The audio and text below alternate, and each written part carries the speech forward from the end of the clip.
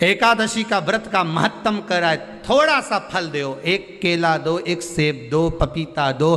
तुम जो फलहार कर रहे हो, चाहे तुम मोरधान पा रहे हो, चाहे तुम जो सामग्री पा रहे हो, पर वो थोड़ा सा दो, पर गौ माता को उस दिन फलहार दो, अगर एकादशी का आपका व्रत है तो। पर दोष है आपने एकादशी का व्रत तो करा, पर सामने गाय आई ना तो आपने फलाहार नहीं दिया, रोटी ही दी है, रोटी ही दी है, डब्बे में से निकाल के ले गई, गाय आई है रोटी देना, देव मना नहीं। बाकी के दिन आप आपके बेटे से कह दो रोटी दिया बेटा जा, पर आप अपने हाथों से, आपका व्रत है तो आप फलाहार आप कर रहे हो, तो फलाहार का ही दान गौ माता को दीजिए।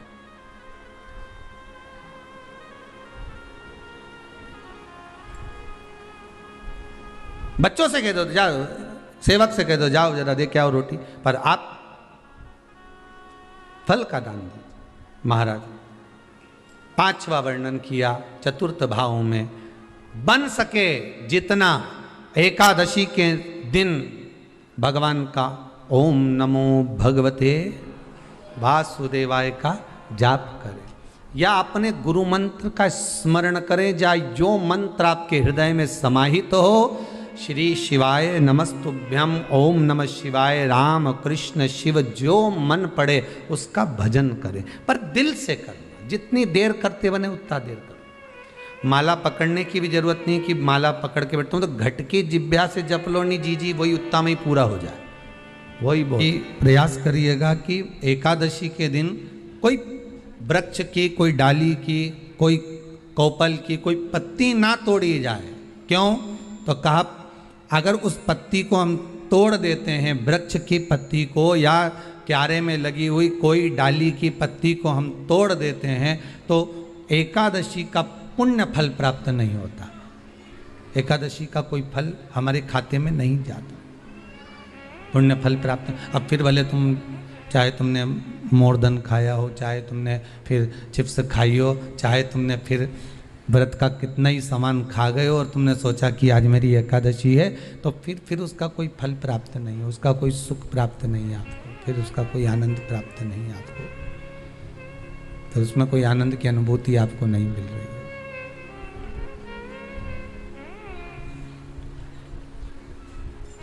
फिर उसमें कोई फल की प्राप्ति आपको नहीं हो रही। आस्था चैनल के माध्यम से जितने भी एकादशी करने वाले हैं और चतुर्थी का व्रत करने वाले हैं, बहुत ध्यान से आज की कथा सुनना कि एकादशी का आपसे आपके बच्चे पूछेंगे, मम्मी हम भगवान विष्णु का दर्शन करते हैं, हम राम जी का दर्शन करते हैं, हम कृष्ण भगवान का दर्शन करते हैं, हम भवानी माता का दर्शन करते हैं, हम शंकर जी का दर्शन करते हैं, हम सारे देवी देवताओं का दर्शन करते हैं, पर ये एकादशी माता तो कभी नजर ही नहीं आती। पूछेंगे कि नहीं पूछेंगे कि तुम जिस एकादशी का व्रत करते हो, इनका जन्म कहां से हुआ, कहां जन्मी थी? एकादशी की जन्म स्थली कहां है? भाई भगवान कृष्ण की जन्मस्थली तो मथुरा है, श्री राम जी महाराज की जन्मस्थली बोल दो जम के अयोध्या है।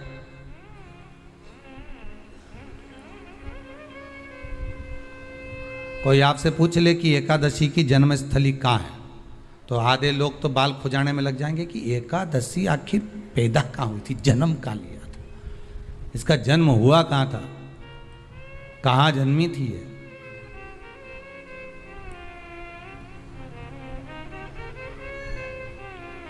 इसका जन्म स्थल है कहाँ?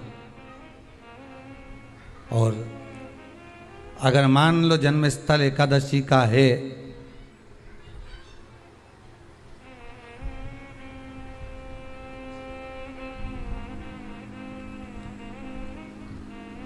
और एकादशी अगर जन्मी है, उसका जन्म हुआ है और दुनिया के लोग इतना व्रत करते हैं, उपवास करते हैं, तो फिर इसका जन्म स्थल कहाँ होगा? तो कहा इसका जो जन्म स्थल है वो बद्रीनाथ। कहाँ पर है? बद्रीनाथ। और उस बद्री विशाल में भी एक गुफा जिसका नाम है हेमवती। क्या नाम है? हेमवती। उस गुफा में एकादशी का जन्म स्थल है। बद्री विशाल में हेमवती गुफा, जो 12 योजन अंदर प्रवेश करने जितनी है, 12 योजन की गुफा के अंदर, हेमवती के अंदर एकादशी का प्रागट्य हुआ था, एकादशी का जन्म हुआ था।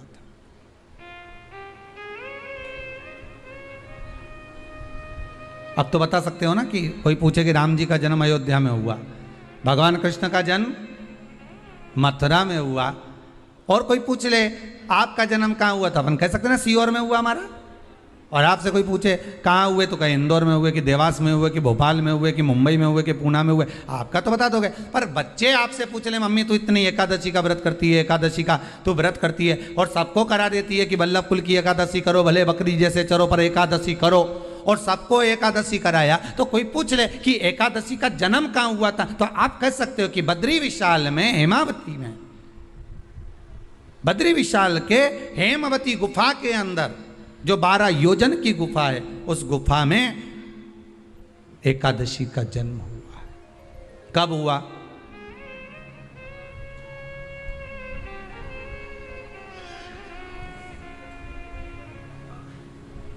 जन्म होने का कारण, राम जी के जन्म होने का कारण था रावण का संहार। भगवान कृष्ण के जन्म होने का कारण था कंस का संहार। नरसिंह भगवान के जन्म होने का कारण, प्रकट होने का कारण था हिरण्यकशिपु का संहार। वराह भगवान के प्रकट होने का कारण था कि पृथ्वी को जल पर लाकर ठहराना, हिरण्याक्ष का संहार।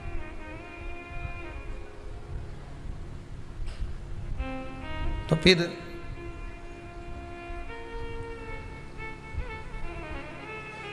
इसके जन्म का कारण क्या है? तो कहा इसके जन्म का केवल एक कारण है। सतयुग में, अब एक और बात का बहुत ध्यान दीजिएगा महाराज, सतयुग एक बार नहीं हुआ कि तुम सोचो कि सतयुग के बाद में द्वापर, त्रेता आ गया, त्रेता के बाद द्वापर आ गया, द्वापर के बाद कलयुग आ। एक सतयुग नहीं है, एक त्रेता नहीं है, एक द्वापर नहीं है, ना जाने कितने कितने सतयुग निकल गए, ना जाने कितने कितने द्वापर, त्रेता, कलयुग, ना जाने कितने निकल गए।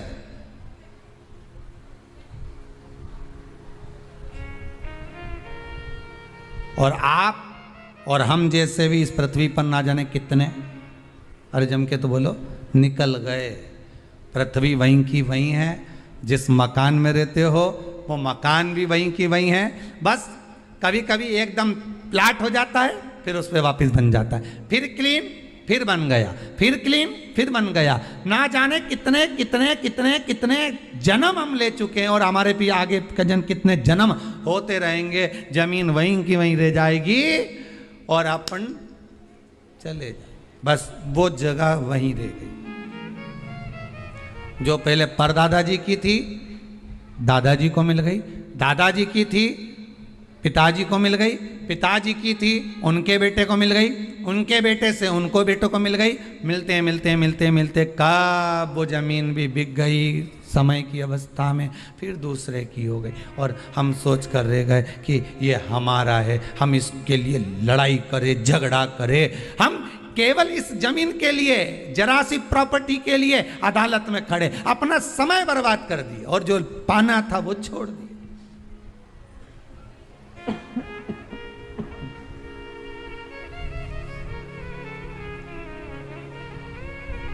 जो पाना था वो छोड़ दिया हमने।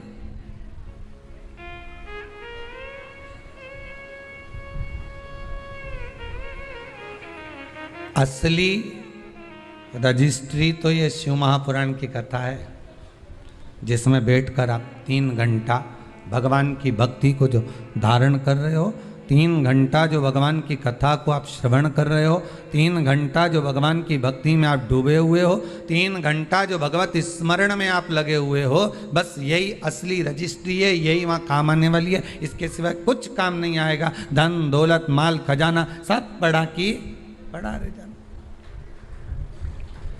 सब धरा की धरा।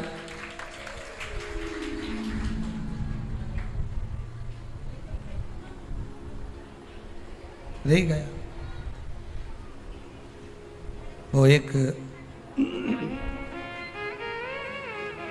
लाइन आप लोग स्मरण करते होंगे, सज धज के जिस दिन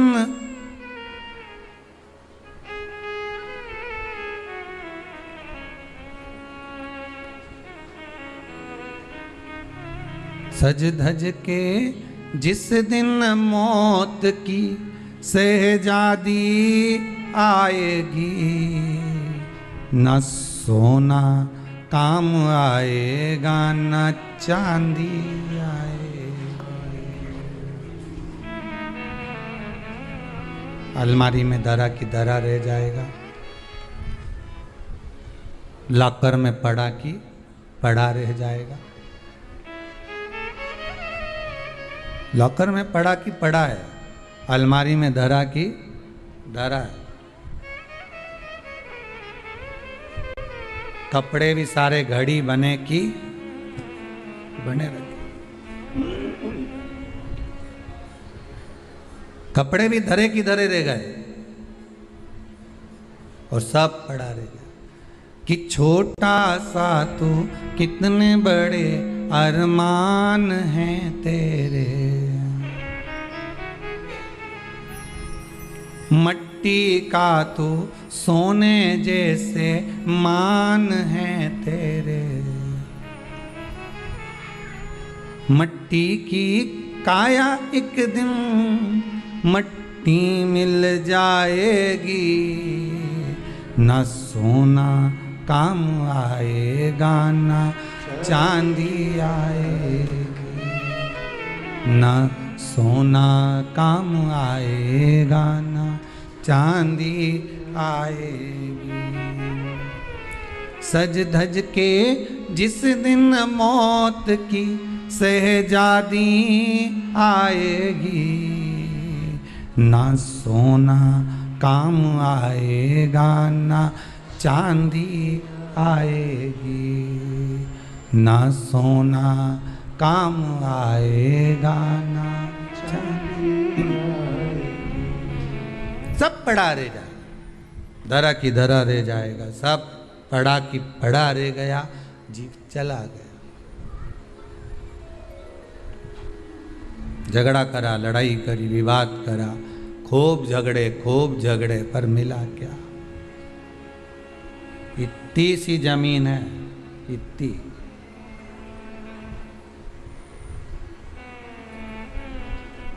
मिल भी गई,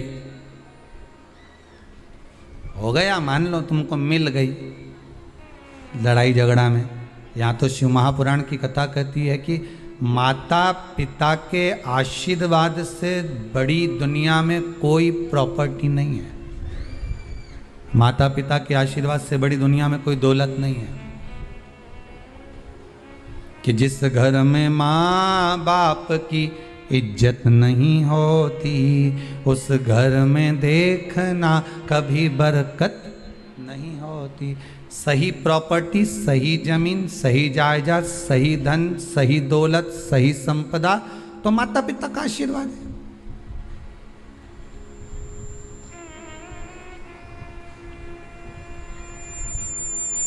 सही दौलत तो वही है, सही जायदाद तो वही है। अब प्रयास करना एकादशी के दिन कोई पत्ती ना टूटे। अगर आपको तुलसी के दल की भी जरूरत है तो आप दूसरे से कह सकते हो कि मुझे तुलसी का दल ला दे।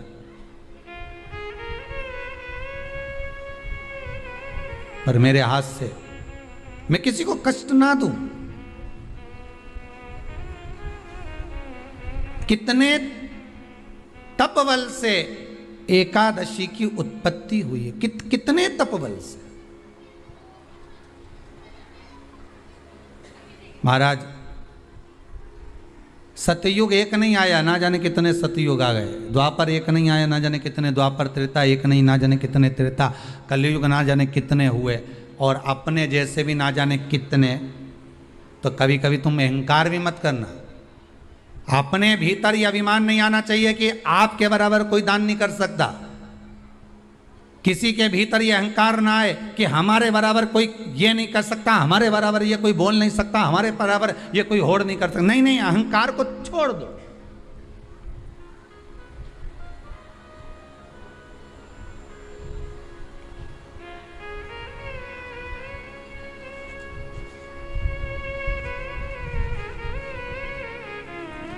इस भारत की भूमि पर, इस भारत माता की गोद में अगर वीर भी जन्मे तो ढेर वीर जन्मे, कोई एक नहीं। कोई एक सोचे कि मेरे बराबर कोई और नहीं कर सकता। नहीं नहीं, ना जाने कितने। इस भारत माता की गोद में अगर दानी भी जन्मे तो ना जाने कितने। कोई ये ना सोचे कि मेरे बराबर कोई दान नहीं कर सकता।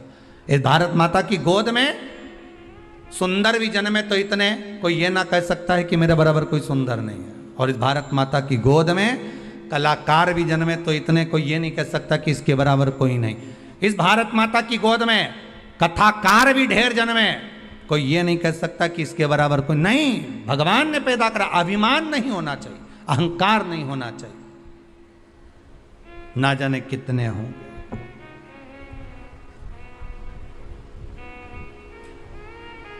ना जाने कितने।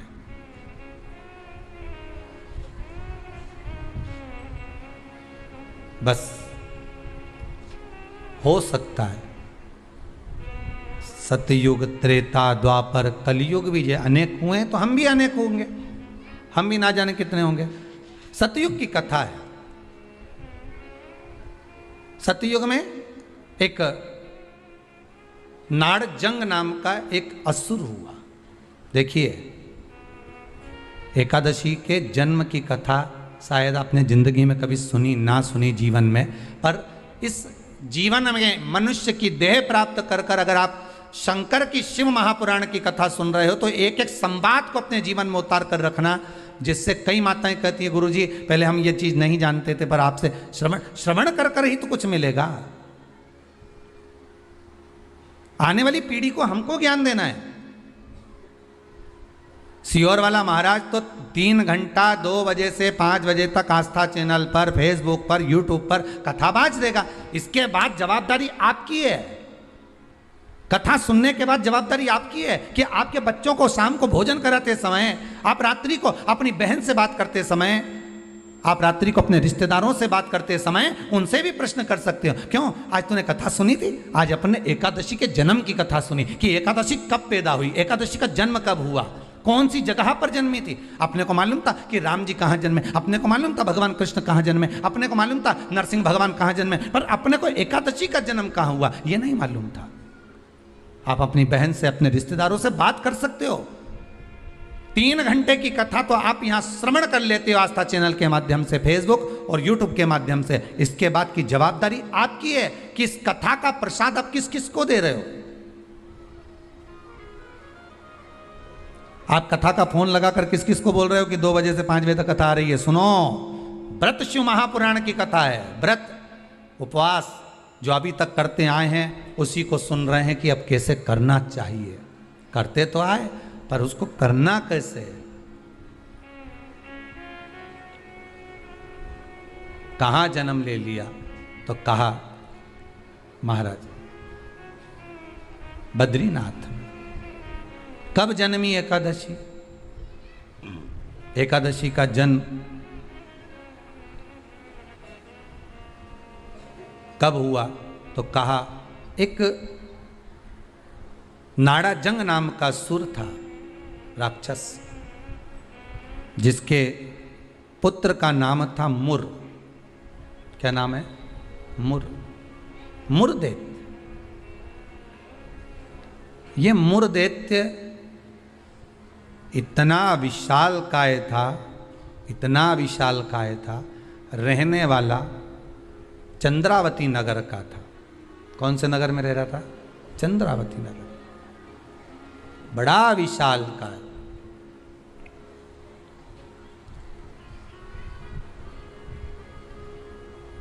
इसमें बल इतना था, इतना बल था कि एक दिन मुरदैत्य ने तप साधना कर कर, दान पुण्य कर कर, स्मरण कर कर सारा पुण्य अपने खाते में रख लिया। आपको कल कथा में कहा था, उद्यापन करना मतलब उतने व्रत का पुण्य अपने खाते में जमा कर लेना, फिर वो समाप्त नहीं हो सकता। उस पर सील ठप्पा लग गया मतलब ये प्रॉपर्टी तुम्हारी हो गई। उद्यापन करना मतलब ये इतने व्रत तुम्हारे खाते में चले गए। अब ये व्रत तुम किसी को ना तो कहीं जा सकते हैं ना छिन्न हो सकते, क्योंकि उसका तुमने उद्यापन कर दिया, उस पर सील ठप्पा लग गया, उसकी रजिस्ट्री हो गई, वो आपका हो गया।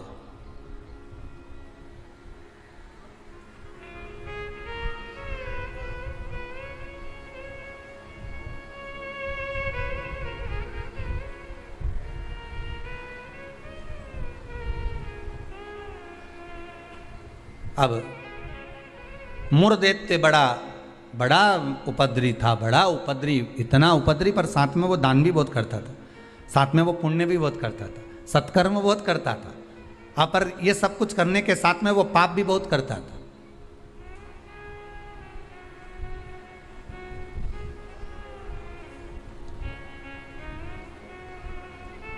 बहुत पाप करता था, पुण्य के साथ में पाप भी बहुत करता था।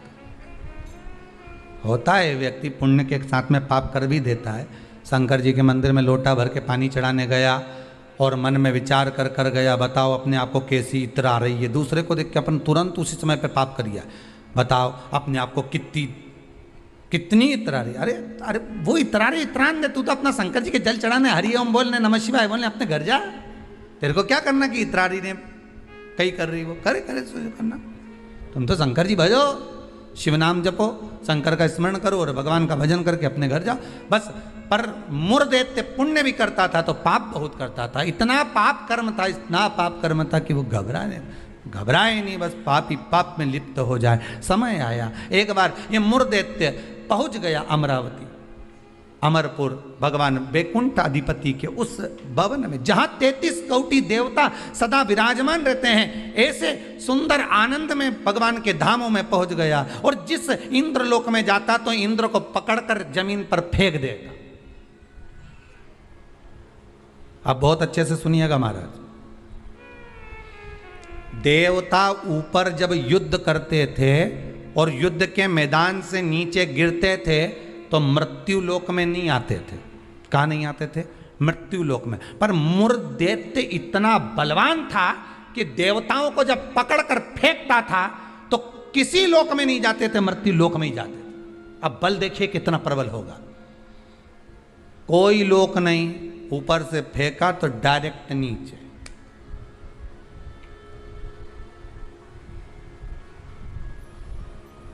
सीधे नीचे।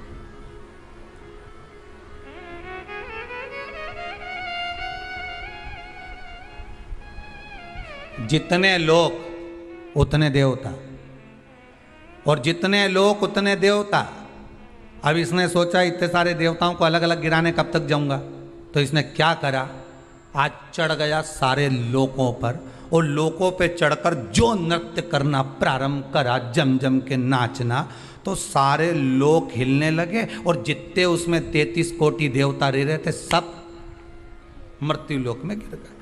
अब सारे लोक में किसका राज्य हो गया? जम के बोलिए जरा, उस मुरदैत्य का। सारे लोग खाली, मुरदैत्य का राज्य। सारे देवता इकट्ठे होकर शंकर भगवान के पास में गए, क्योंकि मृत्यु लोक में आ गए तो मृत्यु लोक में कहां जाएंगे। आपको पहले भी कथा में कहा, मृत्यु लोक में जन्म हुआ है आपका, आप पृथ्वी पर जन्मे हो। और मृत्यु लोक में जन्म लेने के बाद अगर आप मन में सोचो कि हम शंकर की आराधना क्यों कर रहे हैं, अरे मृत्यु लोक में जन्म लेने के बाद शंकर की आराधना ही मूल है, शिव की आराधना ही जरूरी है।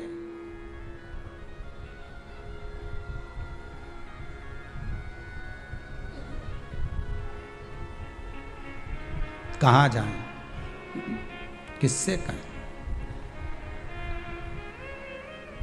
वैकुंठ लोक के अधिपति भगवान विष्णु, ब्रह्मलोक के अधिपति भगवान ब्रह्मा, इंद्रलोक के अधिपति इंद्र, यमलोक के अधिपति यम, मृत्यु लोक के अधिपति महादेव है, भगवान शिव है। और अगर आप मृत्यु लोक में रह रहे हो तो आपके जीवन में अगर दुख है, तकलीफ है, कष्ट है, रोग है, बीमारी है, तकलीफ में हो तो शंकर की शरण में जाइए। सारे 33 कोटि देवताओं का चरित्र एकादशी के जन्म की कथा कर रही है, पद्म पुराण की कथा कर रही है, स्कंद पुराण की कथा कर रही है, शंकर की पावन कथा कर रही है कि देवता जब मृत्यु लोक में आ गए और मृत्यु लोक में आने के बाद उनको जब कष्ट हुआ, किसी देवता के पास नहीं गए, सबसे पहले शंकर जी के पास गए, क्योंकि जो करीब में होता है उसी को पुकारा जाता है। एक बहू पूना में रह रही है और एक बहू तुम्हारे साथ में रह रही है और तुम्हारा पेट दुखे या चक्कर आ रहे हैं तुमको, तो क्या पूना वाली को फोन लगा के बोलोगी बहुत चक्कर आ रहा है?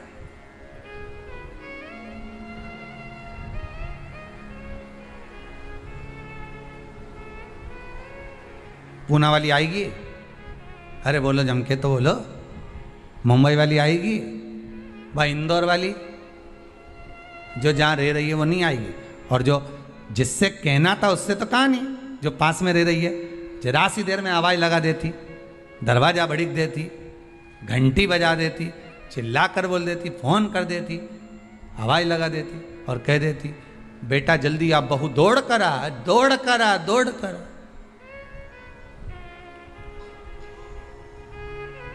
बोलो आती कि नहीं आती?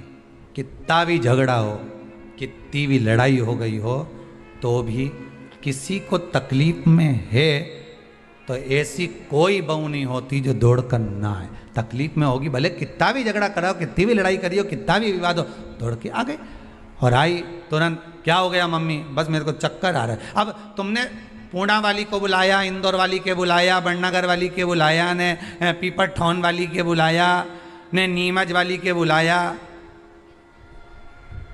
सब क्या बुलाया तुमने, पर तुमने उसको नहीं बुलाया जो पास में थी।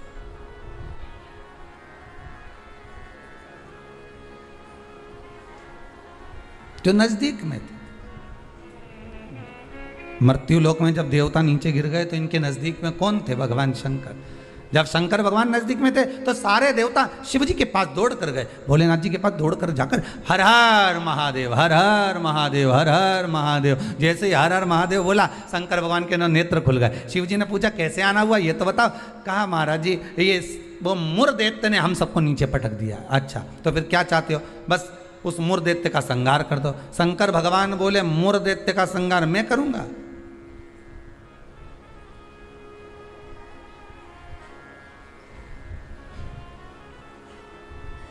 मैं नहीं कर सकता। क्यों? उसका संहार भगवान विष्णु करेंगे। उनसे जब कहो जाकर, तो भगवान विष्णु तो हमारे, हम 33 कोटि देवता नीचे नजर आ रहे, पर भगवान विष्णु कहीं नजर नहीं आ रहे। हमको तो लग गया ऊपर से पटका होगा तो वो नीचे चले गए होंगे। भगवान नहीं दिख रहे हमको, हमें नजर नहीं आ रहे, हम कहां ढूंढे उनको? ये हमारी दृष्टि है।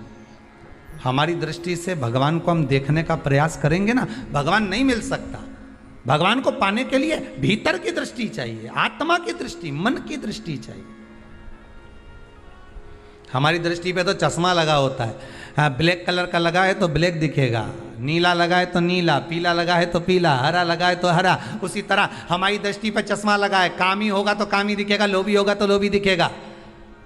चोर को चोर नजर आता है, साहूकार को साहूकार नजर आता है, बेईमान को बेईमान नजर आता है, ईमानदार को ईमानदार नजर आता है, धर्मात्मा को धर्मात्मा नजर आता है, पुण्यात्मा को पुण्यात्मा नजर आता है। साहूकार को साहूकार दिखेगा, ईमानदार को ईमानदार दिखेगा, ढोंगी को ढोंगी नजर आएगा, पापी को पापी नजर आएगा, कपटी को कपटी नजर आएगा। आप जैसा चश्मा लगाए होगे, सामने वाला व्यक्ति वैसा नजर आएगा। आप अपनी आंखों का इलाज अच्छा करवाओ, सामने वाला व्यक्ति अपने आप ही अच्छा नजर आने लगेगा, अपने आप। हमारी सास तो हमेशा हमारा बुरा ही सोचती है। सास बुरा नहीं सोचती, चश्मा गड़बड़ हो गया। समझ गए? अरे बोलो तो, समझ गए ना? चश्मा गड़बड़ हो गया मतलब दृष्टि गड़बड़ हो गई। हमने देखा हमारी सास हमारा बुरा सोचती है, मतलब बुरे हम हैं, हम सोच रहे हैं बुरे। अगर अच्छा सोचते तो कह देते हाँ है तो सास ना, इन्होंने मेरे पति को जन्म दिया है, और मेरे पति को जन्म दिया। जब पति इतना प्रेम से मेरे से व्यवहार करे तो सास क्यों व्यवहार खराब करेगी? अरे बोलो तो करेगी। जब पति तेरे लिए जेब में भर के गजक लाए, कुरकुरा लिया है, चिप्स लिया, तब तूने एक बार भी नहीं किया कि बताओ मेरा क्या जो, तो कहे पति अच्छा है पर सास बुरी। नहीं नहीं, दृष्टि हमारी बुरी है, उसमें हमें सामने वाला व्यक्ति गलत नजर आ रहा है। हम अच्छा देखना प्रारंभ कर देंगे ना तो हमको अच्छा मिलने लगेगा।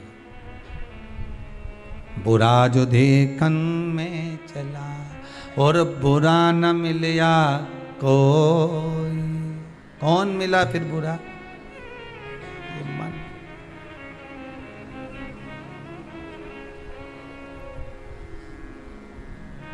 इस मन को बुरा कर।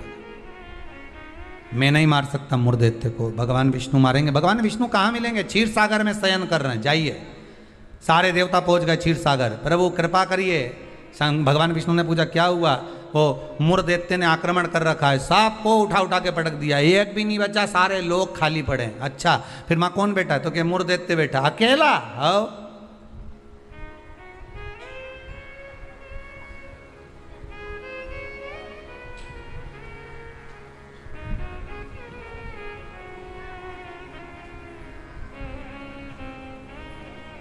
वो अकेला बैठा है। हाँ, भगवान विष्णु बोले आप चिंता मत करो, चलो चलो हमारे साथ। चंद्रावती नगर पर सारे 33 कोटि देवता आक्रमण कर दो। शंकर भगवान तो मुस्कुराने लगे। एक मूर्धैत्य के लिए 33 कोटि देवता अपना अपना लोक छोड़कर आ रहे हैं युद्ध करने के लिए। विचार करिएगा जरा। एक व्यक्ति की हस्ती मिटाने में, एक व्यक्ति की हस्ती मिटाने में ना जाने कितने लग जाते हैं नीचे गिराने में, ना जाने कितने।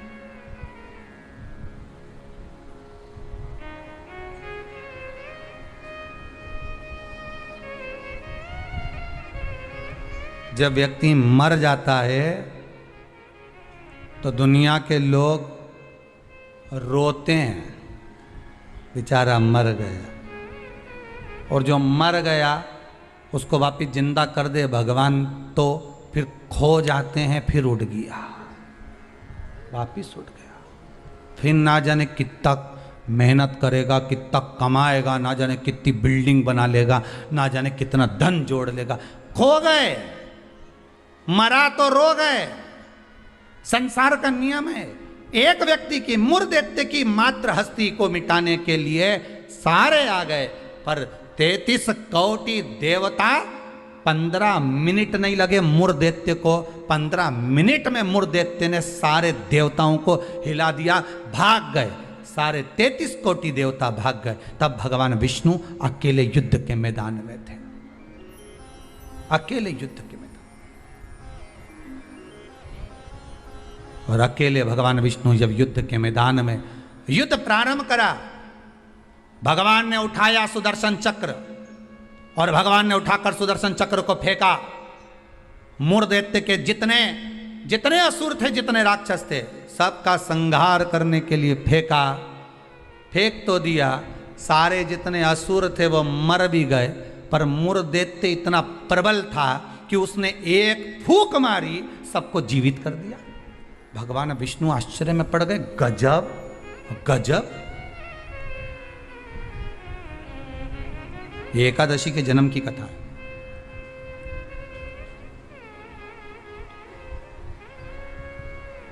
गजब हो गया, इतने सारे मरे और एक क्षण में भगवान ने तो सुदर्शन फेंका ने, सब घूम के गया ने, सबके मार के आया। वो के तो 1 घंटा, आधा घंटा, 15 मिनट, 10 मिनट, 5 मिनट लगे होंगे। इसने तो एक फूंक मारी, जो यहां से चालू करा, हैप्पी बर्थडे ने टू यू, एक फूंक में ही सब निपटा दिया। ले, सब जाग गया, सब। जैसे वो 11 साल होए तो लोग बाग 11 मोमबत्ती जला, हमारे यहाँ तो कहीं नियम नहीं है, हिंदू धर्म के शास्त्र के अनुसार ये नियम नहीं है कि मोमबत्ती को बुझाओ कि दिया बुझाओ। हमारे यहाँ तो जन्मदिन मनाओ तो दिया जलाओ, और पहले बात तो जन्मदिन मनाओ तो पहले सोच के मनाओ कि 14 साल के हो गए, मतलब भगवान के करीब जाते जा रहे हैं, करीब 35 साल के हो गए, मतलब 36वें में लग गए, उसकी ओर करीब पहुंच गए। जैसे जैसे उम्र बढ़ती जा रही, तुम तो केक काट रहे हो, ऊपर तो नगाड़े बज रहे हैं, भेरू आने वाला है, ऊपर नगाड़े बज रहे हैं। 68 का हो गया, गांव के लोग जन्मदिन मना रहे, ऊपर कह रहे तैयारी कर लो रे, थोड़ा और बचा है, आने वाला है।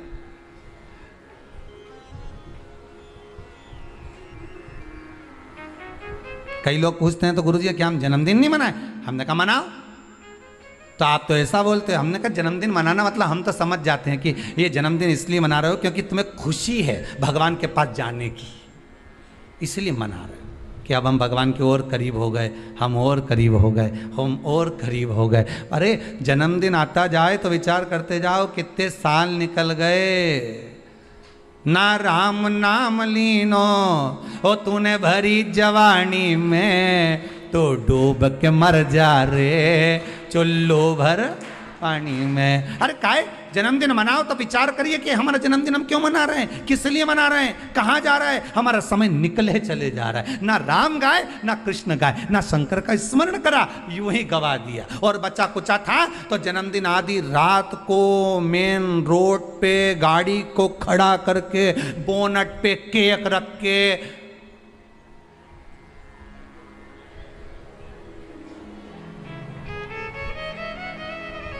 तो बेचारा इतना अच्छा व्यक्ति का जन्मदिन रोड पे मना रहे जैसे बेचारा अनाथ है रे, इका कोई नहीं बापड़े का।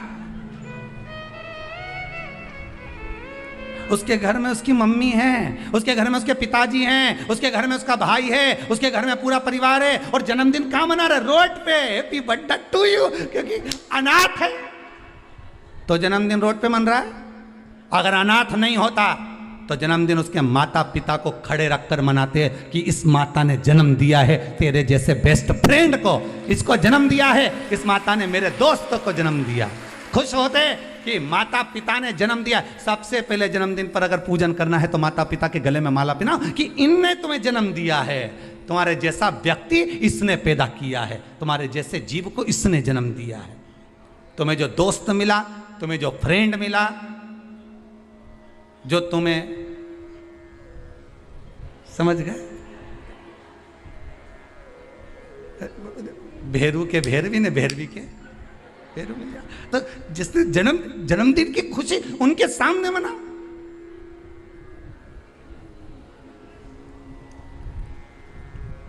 चले गए रोड पे, गाड़ी खड़ी कर ली, केक काट लिया, आधी रात को बम फटाका फोड़ लिया, बस। क्या मतलब? वो अनाथ नहीं है, वो अनाथ नहीं है, उसके सिर पर उसके माता पिता का हाथ।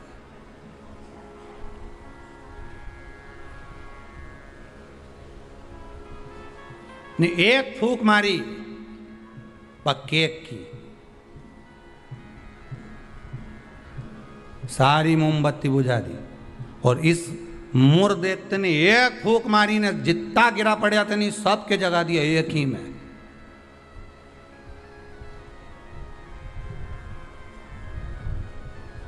मेरे को तो लगे वो कहीं कहीं का बाबा जोगी और नहीं हो, नहीं जिसके यहाँ झाड़ा लगवाने लोग जाए, एक फूंक मार दो उठी क्या। तो ये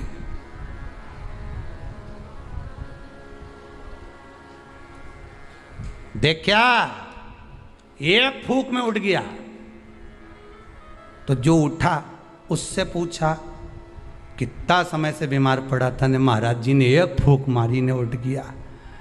वो बोला फूंक से उठा नहीं हूं, महाराज जी के मुंडा में ऐसी बदबू आई रही थी, एक बार में उठ गया, इसलिए भगा। दूसरी मार देगा फूंक तो निपटी जाऊंगा। तो मैं जो और कह गया महाराज जी के कान में, कहीं पायरिया की कहीं बीमारी तो नहीं है मुंडा में, फूक में छूट।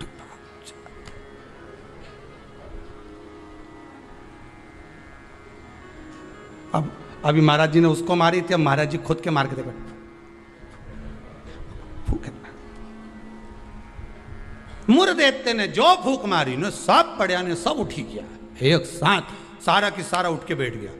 अब तो भगवान भी सोचे क्या करें। भगवान ने सुदर्शन को वापस लिया, गदा का प्रहार करा। गदा युद्ध हजारों वर्ष तक चला मुरदैत्य के साथ, 1000 वर्ष तक गदा युद्ध चला है भगवान विष्णु का। गदा युद्ध में जब भगवान विष्णु हार गए तब मल्लाह युद्ध प्रारंभ हुआ। कहते हैं हजारों वर्ष निकल गए, 10, 20, 25, 50 हजार वर्ष केवल मल्लाह युद्ध में निकल गए भगवान विष्णु के, तो भी नहीं हारा।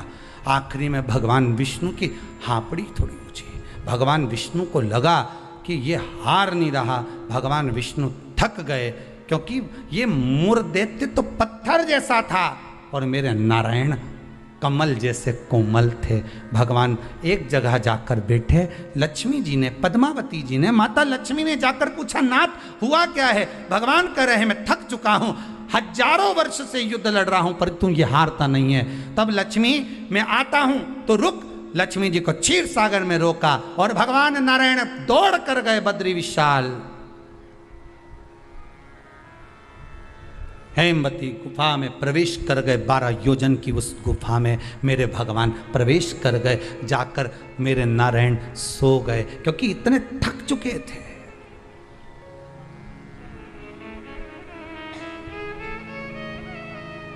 इतने थक गए थे और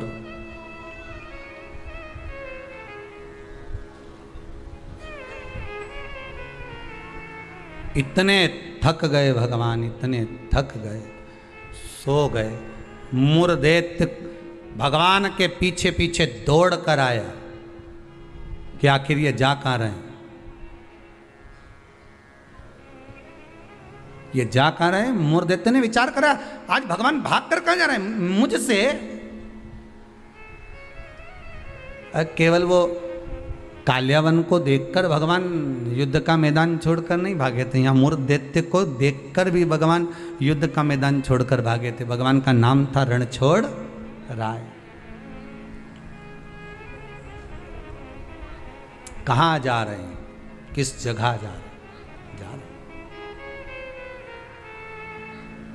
चले।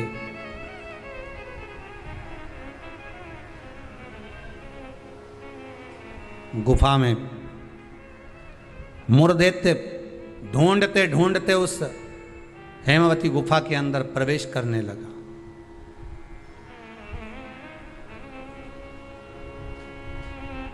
वहां पर हेमवती गुफा में जैसे ही प्रवेश करा, उस समय पर पाप पुरुष, कौन सा पुरुष है?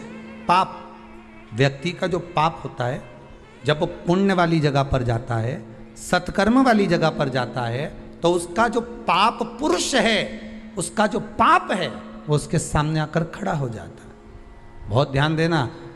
क्यों कहते हैं कि मंदिर जाओ, क्यों कहते हैं तीर्थ जाओ, क्यों कहते हैं सत्संग में जाओ, क्यों कहते हैं कथा स्मरण में बैठ जाओ, क्यों कहते हैं?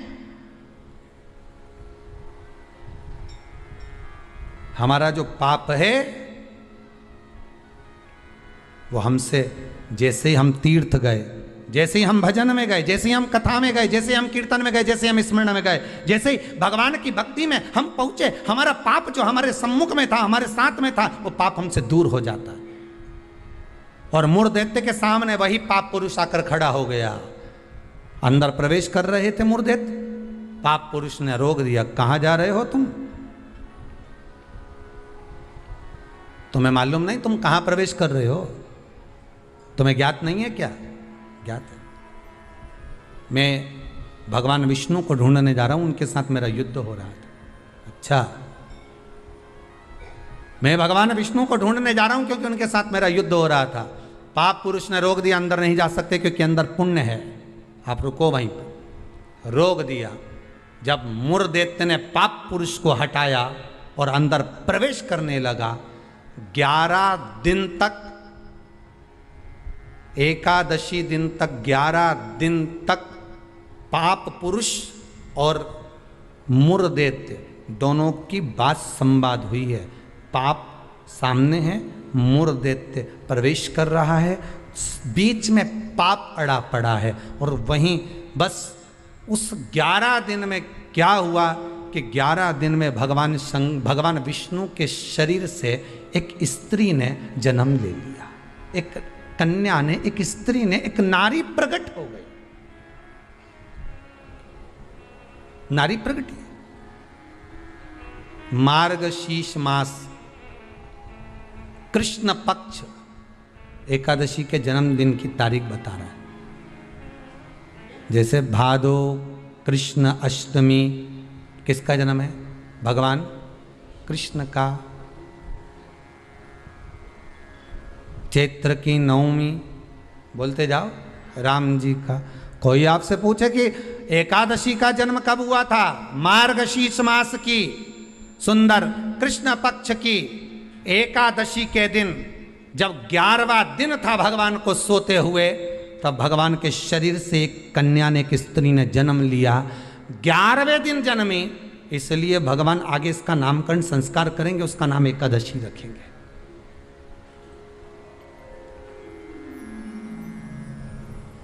इसी को कहते उत्पत्ति एकादशी, उत्पन्ना एकादशी। प्रकट हो गए। आप पुरुष ने देखा कि कोई कन्या आ रही, बड़ी सुंदर है, बड़ी सरल, बड़ी अच्छी दिख रही है। और पाप पुरुष ने देखा इतनी सुंदर कन्या, इतना सुंदर उसका स्वरूप।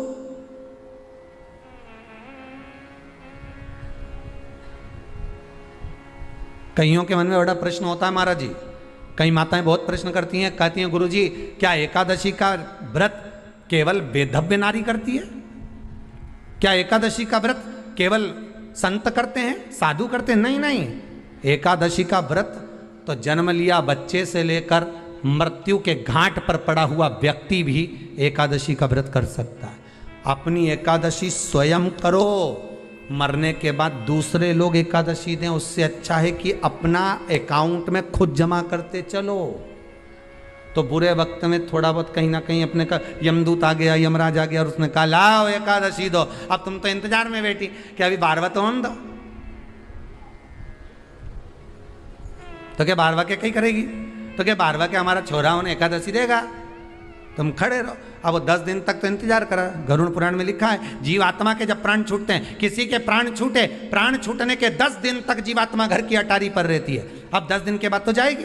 अब तुम तो कह रही अभी रुक जाओ रे, अभी कहाँ जा रहे हो? अभी एकादशी मेरे को मिलेगी, हमारा छोरा देगा, बहू देगी, बड़ी बहू देगी, छोरा देगा, पोता देगा, पोती देगी, नाती देगा, पंती देगा। और पंडित जी जब बैठे संकल्प दिलाया, बोलो तुम्हारे दादाजी के कितनी एकादशी दोगा? तो क्या हमने 5 दी, कोई के हम 14 दी, कोई के हम 10 दी, कोई के हम 3 दी, कोई के हम 2 दे दिए। तो कहीं दादाजी कहीं भिखारी था? ये दादाजी की कथा नहीं, अपनी कथा। अपन क्या भिखारी है जो दूसरे की एकादशी लेकर जाएंगे?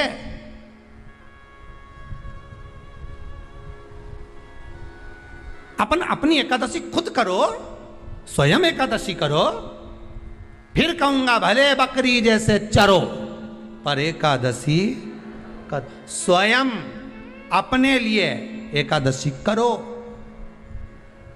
जिस समय पर जाएं तो इंतजार नहीं करना पड़े कि रुक जाए 12वां तो होने दे, अभी एकादशी पंडित जी संकल्प छुड़ाएगा ना जब मिले। नहीं हम तो अब भी ले के जाए। तो क्या ले चल, मैंने तो खूब करी, पूरा साल की एकादशी करी, तुझे क्या ही मालूम रही है महाराज? चल चल मुझे ले चल। और एकादशी की मृत्यु दीजे द्वादशी को दान, और वृंदावन की लकड़ी दीजे दोनों हाथ, मारा द्वारिकारा नाथ, मारा 4 भुजारा नाथ, द्वारकारा नाथ मारा 4 भुजारा नाथ। जो मांगो दीजो मरने, दीजो भर भर हाथ, मारा द्वारिकारा नाथ, मारा द्वारिकारा नाथ। ओ द्वारकारा नाथ मारा चार भुजारा नाथ, हे द्वार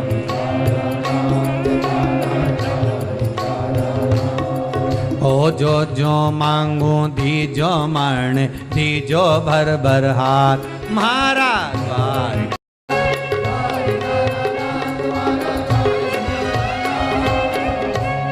एकादशी की मृत्यु दीजे, द्वादशी को दाग वृंदावन की लकड़ी दीजे, दीजे दोनों हाथ। ऐसी कृपा प्रभु। एक सुंदर जो स्त्री का जन्म हुआ, जो कन्या का जन्म हुआ, जो एक सुंदर स्त्री जो जन्मी है, भगवान विश्राम जो कर रहे हैं, सो रहे हैं, तो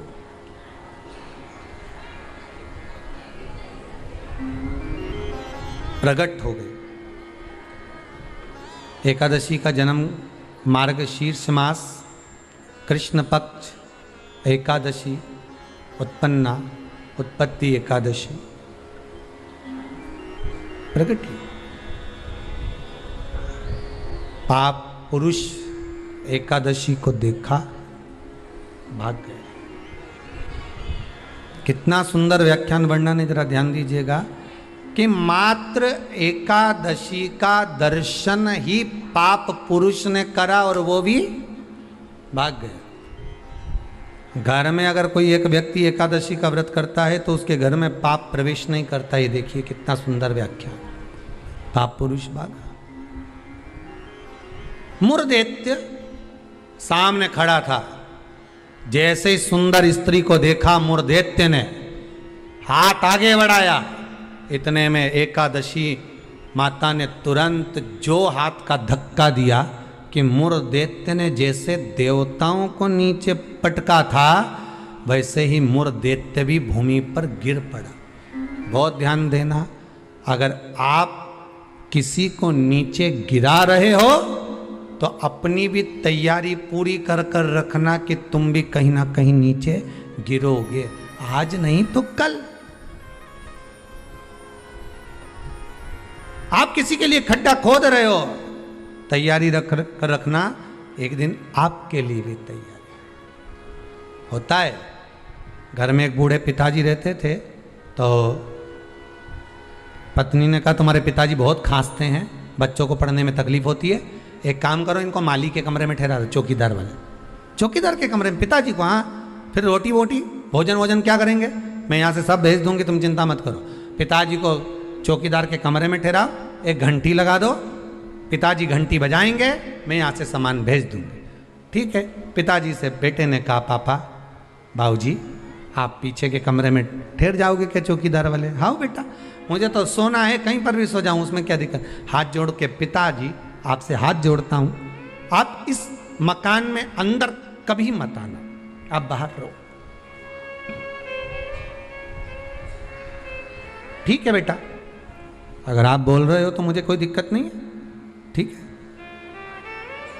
एक घंटी लगा देता हूं, बजा देना, पानी ले आएगी बहू, भोजन ले आएगी, नाश्ता ले आएगी, चाय ले आएगी, ठीक है। घंटी लगा दी, पिताजी घंटी बजाते, बहू सामान भेज देती। एक दिन पिताजी ने घंटी नहीं बजाई, बेटे ने कसम दी थी अंदर मत आना मकान। बेटा शाम को आया, पत्नी से पूछा क्यों, पिताजी को चाय भोजन नाश्ता वगैरह दिया? पिताजी ने घंटी नहीं बजाई, हो सकता उनके पास रखा होगा। बेटा शाम के समय पिता के कक्ष में जाकर देखता है पिता पलंग से जमीन पर पड़े हुए थे। पूछा, जल का छींटा दिया, बेहोशी में पिता थे, उठे, क्या हो गया पिताजी? पिताजी बोले प्यास लगी। पानी नहीं पिया क्या आपने? भोजन नहीं किया? नहीं, मैंने खूब घंटी बजाई पर कोई सामान लेकर नहीं आया। बेटे ने घंटी बजाकर देखी तो घंटी नहीं बज रही थी। पिताजी घंटी तो बज नहीं रही है। पिताजी बोले मुझे लगता है घंटी के तार को ऊंदरा ने कतर दिया होगा, चूहे ने कतर दिया होगा, इसलिए घंटी नहीं बज रही होगी। बहू का दोष नहीं है बेटा। बेटा बाप को पानी पिलाता, इतने में बाप चला गया, मर गया, प्राण छूट गए। अंतिम संस्कार हो गया, 10 दिन पूर्ण हो गए, सफाई होने लगी। घर में 2 बच्चे थे छोटे छोटे। जब माँ सफाई कर रही थी तो घर के दोनों बच्चे ने, एक ने तार को घड़ी बनाया, जेब में रखा, एक ने घंटी को अपनी जेब में रखा। माँ ने पूछ लिया, क्या कर रहे हो?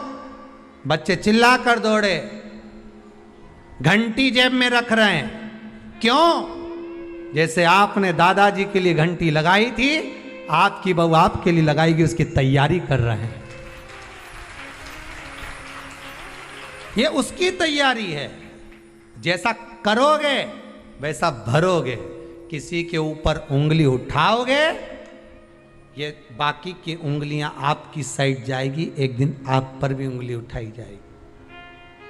कि किसी के लिए अपयश करोगे, एक दिन अपयश आपको भोगना पड़ेगा। किसी के लिए आप शब्द बोलोगे, वो शब्द आपको भी झेलना पड़ेगा। किसी के लिए बुरा करोगे, बुरा आपको भी झेलना पड़ेगा।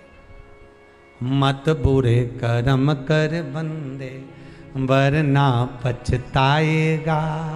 भगवान की आंखों से तू बच नहीं पाएगा, तू बच नहीं पाएगा। कब तक बचोगे? किसी कपटी के साथ कपट करोगे ना, चल जाएगा, पर किसी भोले के साथ, सीधे के साथ, जिसने आपके साथ पूर्ण विश्वास करा, उसके साथ अगर कपट कर गए तो जिंदगी नरक जैसी जाएगी, नरक से भी। भोला है कोई घर में, आपके परिवार में कोई सीधा है, भोला है, बहुत सरल है, किसी के बीच में नहीं बोलता, उसके साथ अगर आप कपट करोगे तो आपको रोना तो बहुत पड़ेगा साहब, बिलकना तो पड़ेगा, बहुत।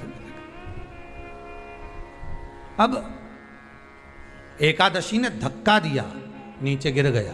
कहते हैं 1 वर्ष लग गया था उस मूर दैत्य को उठने में, जो धक्का एकादशी ने मारा था। कई एकादशी ऐसी रे, एक धक्का जो मारे नहीं तो अच्छा निपटी जाए। पाप, कपट, छल, बेईमानी, प्रपंच, ये तो उठे ही नहीं दादा एकादशी के दिन। ये सब दुबक के बैठ जाए, आज एकादशी है, आपने बोलना ही नहीं। ऐसे हर एकादशी पे एकादशी आ जाए तो तुम काय बोले उसे?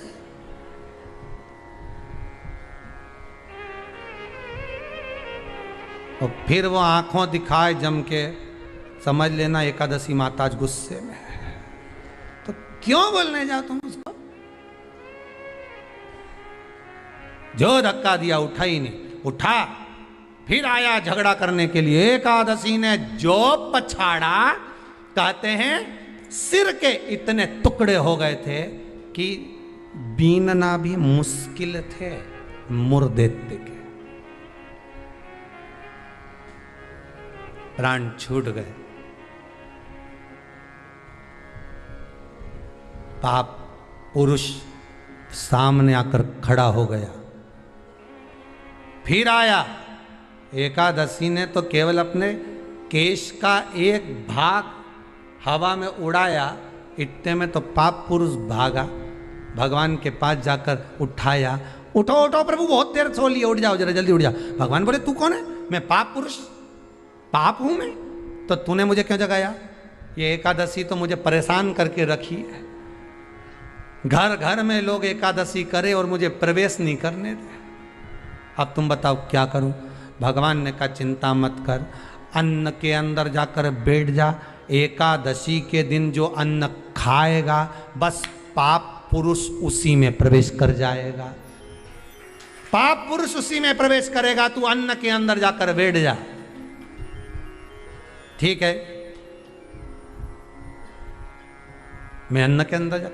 भगवान के नेत्र खुले, एकादशी को देखा, इतनी सुंदर एकादशी थी साहब। इसलिए शास्त्र कहता है कि जितनी एकादशी होती है, 26 की 26 एकादशी का अगर आप वर्णन करेंगे, 26 की 26 एकादशी का यदि आप स्मरण करेंगे, तो एक एक एकादशी का अगर नाम स्मरण करें तो कितना कितना सुंदर। चैत्र के महीने में 2 एकादशी, कामदा, पाप मोचन। बैसाख में 2, वरुथनी, मोहिनी। ज्येष्ठ महीना अपरा, निर्जला।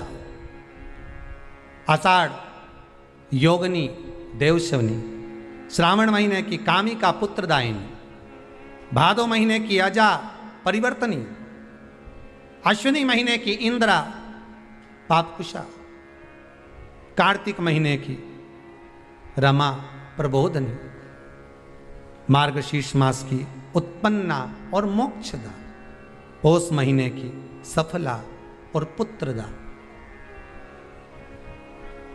माघ महीने की परतिला और जया, फागुन महीने की विजया और आमल की एकादशी, अधिक मास की पद्मनी और परमा। कितने सुंदर नाम है। अब इस नाम से पहचान करो, निर्जला, कितनी सुंदर नाम। अब नाम इतना सुंदर है तो एकादशी कितनी सुंदर होगी। अब एकादशी इतनी सुंदर होगी तो जिस दिन तुम व्रत करोगी एकादशी का तो तुम कितनी सुंदर होगी। मतलब भगवान कितने प्रेम से स्वीकारेगा कि इसका हृदय कितना सुंदर है। ऊपर की सुंदरता मत देखो साहब, व्रत करने से भीतर की सुंदरता। आप पहले कथा में कहा कि क्रीम की चमक 15 दिन रहती है, अच्छे कर्म की चमक जिंदगी भर रहती है। कर्म की चमक देखना है हमें, क्रीम की नहीं।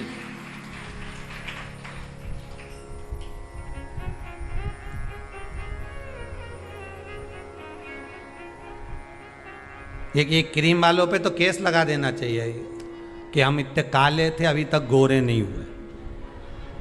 50,000 रुपए की पूरी क्रीम पोत ली, जैसे कि जैसे ही है। 50,000 तुम लगाओ, 1 लाख वापस लिया। हमने 50,000 की क्रीम लगाई, तुमने लिखा था उसमें एकदम सुंदर हो जाओगे, गोरे हो जाओगे। और टीवी पे तो फोटो ऐसा दिखाओ 1 मिनट में बस यूं ही लगाए नहीं गोरी हो जाए। और हम तो पूरी सालों लगाते लगाते वही करने अभी तक जैसा कि जैसा, ये जैसा कि जैसे ही रिया, कहीं अंतर ही नहीं आया। तो बताओ, तुम बताओ गोरा कब होंगे। तो क्रीम वाले भी कह देंगे रे हमने तो शिव पुराण सुनी थी, बाहर की चमक से हमें कोई मतलब नहीं। हमने तो शिव पुराण में सुना था कि भीतर की चमक चाहिए। क्या करें बाहर की चमक का, ये चमक ये दमक फुल्ल बन में महक सब कुछ सरकार तुम ऐसे है। अभी बाहर की चमक का करोगे क्या। 2 तरह का पार्लर होता है, ब्यूटी पार्लर 2 तरह का। एक आपके घर के बाहर भी होगा, जहाँ जहाँ आप रहते हो ना, जिस शहर में रहते हो, जो कथा सुन रहे हो टीवी पे, आस्था पर या मोबाइल पे सुन रहे हो, जिस मोहल्ले में कॉलोनी में रहते हो वहाँ लिखा रहता होगा ब्यूटी पार्लर। अब उस पार्लर में, और एक पार्लर ये भी है शिव पुराण का, बस अंतर इतना है, उस पार्लर में लड़की का श्रृंगार होता है, बाहर का श्रृंगार होता है जिससे पति रीत जाता है। और इस शिव महापुराण के पार्लर में आत्मा का श्रृंगार होता है जिससे महादेव रीत जाता है। पार्लर यह भी है, पार्लर वो भी है। वो बाहर का है, ये भीतर का है। इसमें आत्मा का श्रृंगार होगा। अब आज तुम लोग जब कथा सुन के उठो ना और कहीं जाओ और कोई तुमसे पूछे कहाँ गई थी, दिखी नहीं, तो कहना पार्लर में बैठी थी। तो क्या बता 90 साल की 80 साल की और पार्लर में बैठी। हाँ, बस अंतर एक ही है उस पार्लर में, उस पार्लर में। जो वो बाहर वाला पार्लर होता है ना, तो वो ऐसी ककड़ी धर के बिठा दे, एक जैसे पोत के, और यहाँ कुछ नहीं धर के बिठाए। इस पार्लर में जो बैठे हो ना शिव महापुराण के, इसमें कुछ धरने की जरूरत नहीं है। यहाँ तो मन परमात्मा के चरणों में धर दो, बस इतना चाहिए। और भगवान जो श्रृंगार करेगा उसके आगे दुनिया का कोई श्रृंगार नहीं हो सकता। सब ठीक है, परमात्मा के श्रृंगार के आगे कोई श्रृंगार नहीं हो सकता। तेरी रचना इतनी सुंदर तो कितना सुंदर, जरा विचार करिए, कितना सुंदर। रचा है सृष्टि को जिस प्रभु ने, वही ये सृष्टि चला रहे। जो वृक्ष हमने लगाया पहले, जो पेड़ हमने लगाया पहले, उसी का फल अब हम पा रहे हैं। रचा है सृष्टि को जिस प्रभु ने, वही ये सृष्टि चला रहे हैं। रचा है सृष्टि को जिस प्रभु ने, वही ये सृष्टि चला रहे हैं।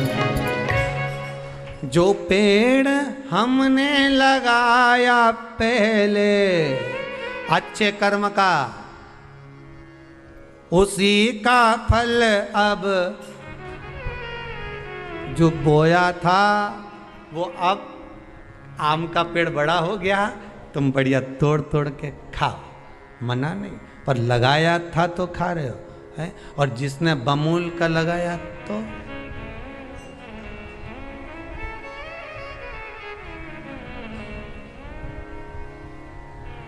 जो पेड़ हमने लगाया पहले और कांटा चुभ गया, उसी का फल अब हम पा रहे हैं।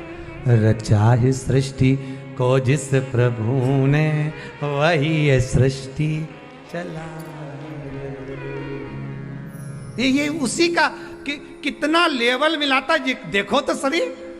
लोग कह रहे थे जनसंख्या बढ़ गई, जनसंख्या बढ़ गई। भगवान ने कहा चिंता मत करो, 2 लेहर में सब बराबर, काहे का टेंशन लेते हो। और अभी तो तीसरी की तैयारी चल रही है, तुम्हारा क्या विचार है रे? जितने कथा सुन रहे हो टीवी पर, विचार है आएगी क्यों नहीं आए? मंदिर में गए सोमवार के दिन शिव जी का पूजन करने के लिए, तो सबसे पहले क्या करो? मन से विचार कर जरा विचारिएगा कि हो गए, चोटी भी कर ली, पानी का लोटा भी भर लिया, कलश भी भर लिया, डलिया भी ले ली, उसमें बेलपत्री धतूरा सब पूजन का चोपड़ा, चंदन, चावल सब रख लिया, इत्र वगैरह सब, पंचामृत का सामान भी रखा, दूध की बोतल भी रखी, सब रखा कि मैं ले जाऊंगी, कलश में निकालूंगी, डाल दूंगी। भगवान सब कुछ तैयारी कर दे।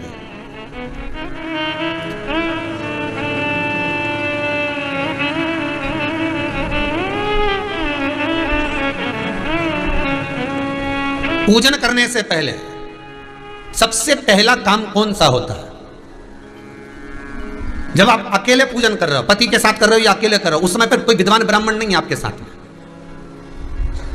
कोई अभिषेक कराने वाला ब्राह्मण तुम्हारे साथ में नहीं है। और मंदिर रोज के पंडित जी को लेके जाओगे?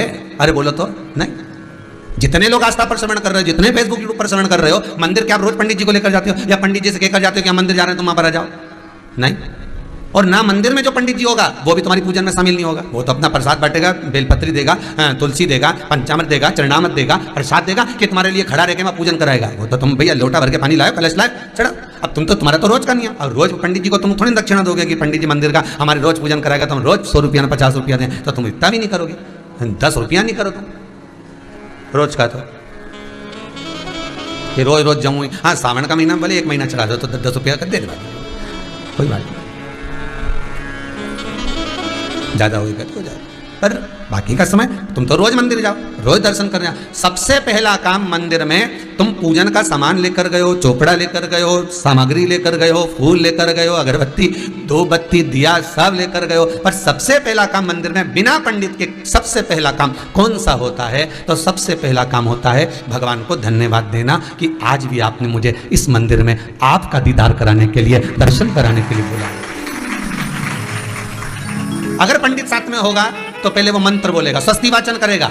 स्वस्ति वाचन करने में उसको अर्थात भगवान के लिए भी प्रसन्नता और आपके लिए भी प्रसन्नता। पर आपके पास कोई ब्राह्मण नहीं, आपको कोई स्तुति नहीं आती, आपको कोई मंत्र नहीं आता, आपको कोई साधना नहीं आती, आपको कोई तप नहीं आता, पर आप इतना तो कर सकते हो कि भगवान के मंदिर में जाकर उनको धन्यवाद दे सकते हो कि तेरी कृपा है जो मुझे चलकर यहां तक बुला लिया, 2 कदम चलाया, यहां तक बुलाया, ये तेरी कृपा है। और बड़ी कृपा करी जो डलिया भर के पूजन का सामान भी लाई, बड़ी कृपा करी जो दूध भरकर भी लाई, बड़ी कृपा करी जो कलश भरकर भी लाई।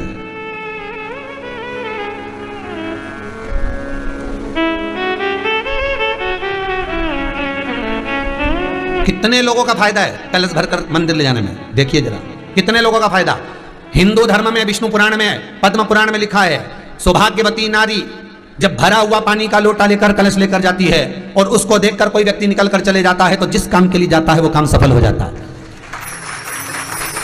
कई लोग कहते हैं गुरुजी आपने कह कर मंदिर का पानी बंद कराकर लोग अपने अपने घर से पानी ले जाने लगे शंकर जी के मंदिर में चढ़ाने के लिए। पर आपके पानी चढ़ाने से कितनों का फायदा कि भले 15 घर छोड़कर, 20 घर छोड़कर, एक मोहल्ला छोड़कर, एक सोसाइटी छोड़कर, एक कॉलोनी छोड़कर मंदिर दूर होगा। आप जब पानी का लोटा लेकर जाओगी, भरा हुआ पात्र लेकर जाओगी, ना जाने कितने लोग रास्ते में से निकल कर जा रहे होंगे, आपका मुख देखकर जाएंगे, भरा हुआ पानी का कलश देखकर जाएंगे, तो बेचारा जिस काम के लिए जा रहा होगा उसका काम सफल हो जाएगा। उसकी दुआ तुमको लगेगी, उसकी दुआ तुमको प्राप्त होगी।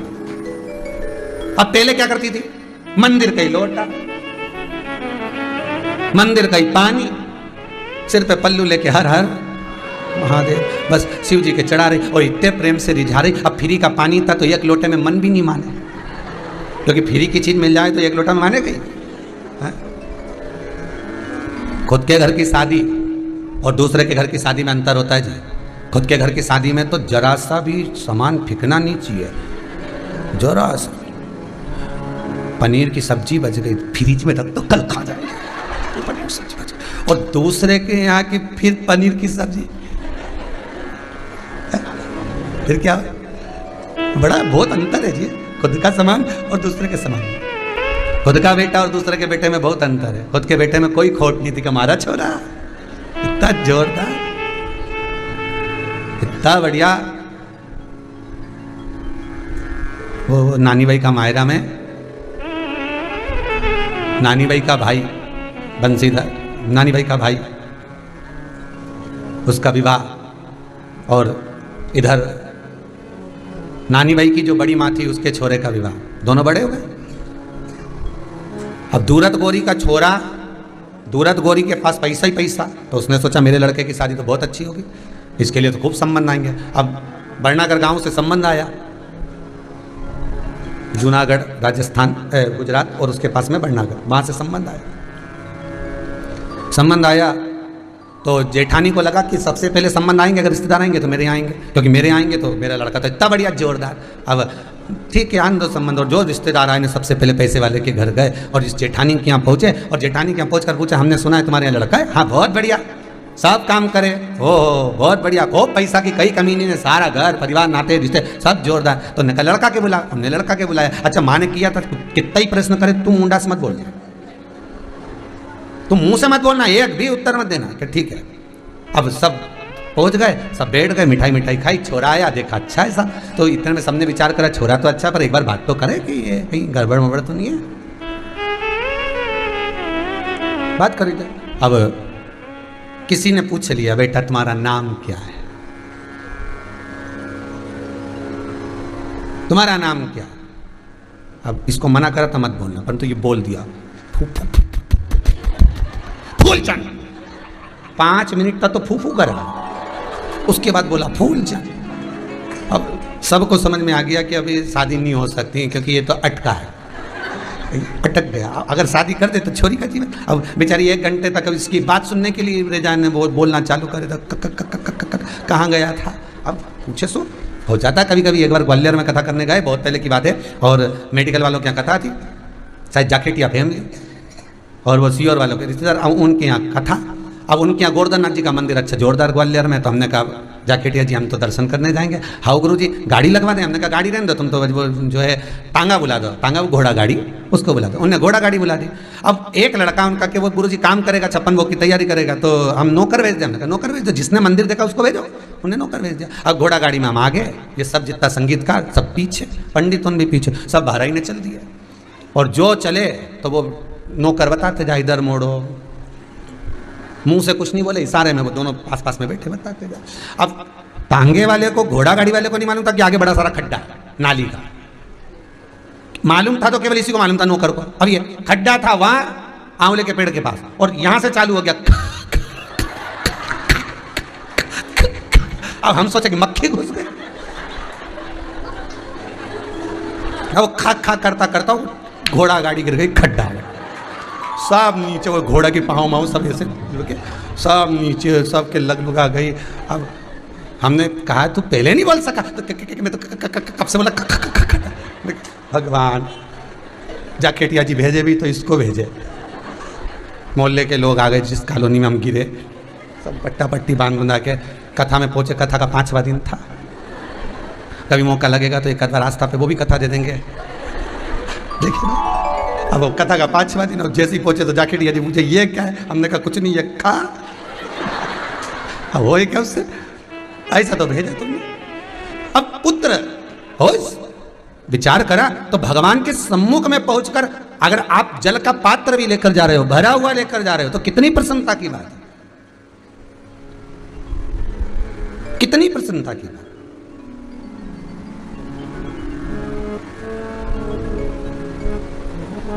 हिंदू धर्म की रीति है, जिस पात्र को हम जल चढ़ाने लेकर जाते हैं उस पात्र में भगवान के चरणों का जल लाते हैं, खाली पात्र नहीं लाते।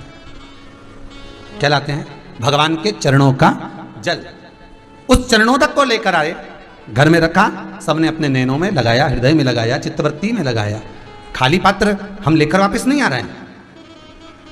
शिव मंदिर में जब जब जाओ, जल चढ़ाने के लिए जाओ, पात्र तुमने शंकर जी को पूरा पानी चढ़ा भी दिया तो शंकर के चरणारविंद का थोड़ा सा जल पात्र में डाल के भले 2 बूंद लाओ, 4 बूंद लाओ, इतना सा लाओ, पर लाओ और उसको पूरे परिवार के नेत्रों में जब लेकर आए हो चरणोदक तो लगाओ, चरणोदक लगाओ। पर खाली पात्र नहीं लेकर आना। खाली पात्र लाने में ध्यान दीजिए, जब आप पूरा जल समर्पित कर देते हैं, जल समर्पित भी पूरा करना है, भगवान को चढ़ा रहे हो तो पूरा समर्पण होना चाहिए, पूर्ण समर्पण। इसलिए शंकर भगवान को अधूरा समर्पण नहीं, इसलिए श्रीफल भी पूर्ण चढ़ता है। शंकर जी के मंदिर में श्रीफल नहीं फूटता, पूर्ण श्रीफल। बेलपत्री भी पूरी, चावल का दाना भी चढ़ेगा तो आखा, फल भी चढ़ेगा तो आखा, फूल भी चढ़ेगा तो आखा। भगवान को कोई चीज खंडित नहीं चढ़ती, शिव जी को। जल भी चढ़ेगा तो पूर्ण। जिस जल को चढ़ाने के लिए लेकर गए उसको बचा कर नहीं लाना है शिव मंदिर में से, संपूर्ण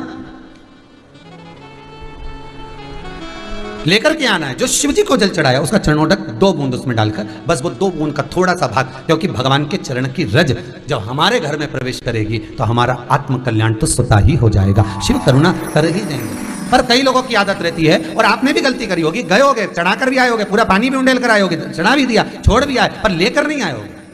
कई लोग गलती कर जाते हैं और फिर बाद में कहते हैं हम तो इतने साल से पूजन कर रहे हैं, भगवान हमारी सुन ही नहीं दिया। तो भगवान के मैं तो तैयार बैठा, पर तू नवा नवा के चली जाए, लेके तो कहीं जाए नहीं।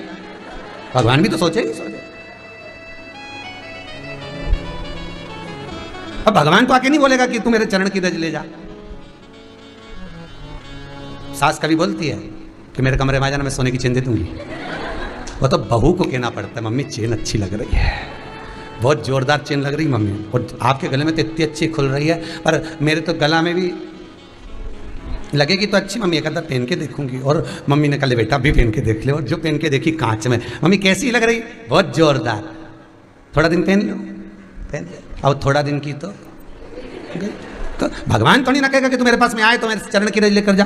भगवान थोड़ी ना कहेगा कि मेरे पास में आकर तू ये लेकर जा। भगवान तो कहेगा मेरे पास में आया है, मांगना कुछ मत, बस मुझे जो स्नान कराया है, मेरा चरणोदक लेकर जा, छीड़ दे पूरे घर में, संपदा भरना मेरा काम है। जहां मेरी चरण की रज पहुंच गई वहां संपदा स्वतः पहुंचती है, मैं वहां पहुंच जाता हूं। तो चरणों तक ले जा, पर लोग ले जाते हैं, पूजन करते, कलश भी उंडेलते, जल भी चढ़ाते, पर आते समय खाली लेकर आ जाते। भगवान को इतना बुरा लगता, मेरे दरवाजे से खाली जाए मुझे कितना बुरा लगेगा। जो आए वो भर कर जाए, भले 2 बूंद लेकर आओ, पर उसमें चरणों तक थोड़ा सा लेकर अवश्य आए।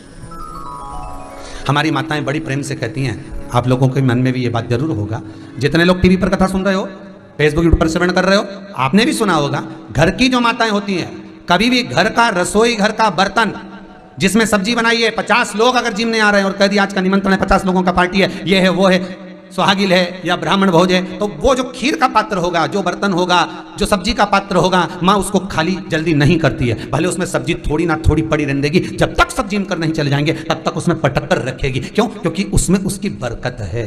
उसी तरह जल चढ़ाने के बाद हम जब लेकर आते हैं पात्र के अंदर, ये उसमें उसकी बरकत है। गर्ग संहिता में दूसरी चीज कही, उसको भी समझ लीजिए। गर्ग संहिता में कहा गया, जब आप घर से जल लेकर जाते हो भरकर, तो ये सृष्टि की जितनी नदियां हैं, पृथ्वी पर जितनी नदियां विद्यमान हैं, जितने तालाब, जितने सरोवर, जितने कुंड, जितने विराजमान हैं, उन सारे तीर्थों का जल जब आप घर से लेकर निकलते हो तो वो तीर्थ का संपूर्ण जल आपके कलश में आ जाता है। और जब आप उस जल को शिव पर समर्पित कर देती हो और 2 बूंद चरणादक लेकर जब जाती हो तो शिव महापुराण गर्ग संहिता पद्म पुराण कहती है वो जल साधारण नहीं रहता, वो गंगा जल बनकर तुम्हारे घर को पवित्र करने के लिए पहुंच जाता है। वो पवित्र गंगा जल बन जाता है, उसको लेकर प्रवेश करता है, उसको लेकर पहुंच जाता।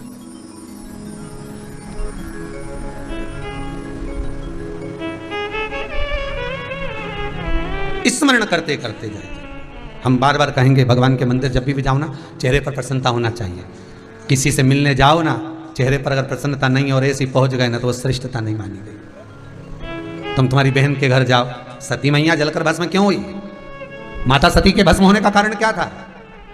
सती को पिता पर जितना क्रोध आया उससे ज्यादा क्रोध सती माता को अपनी बहनों पर आया कि मेरी इतनी बहन, ये 60 की 60 बहन मेरे सामने खड़ी रही और मैं आई तो प्रेम से मुस्कुराई तक नहीं,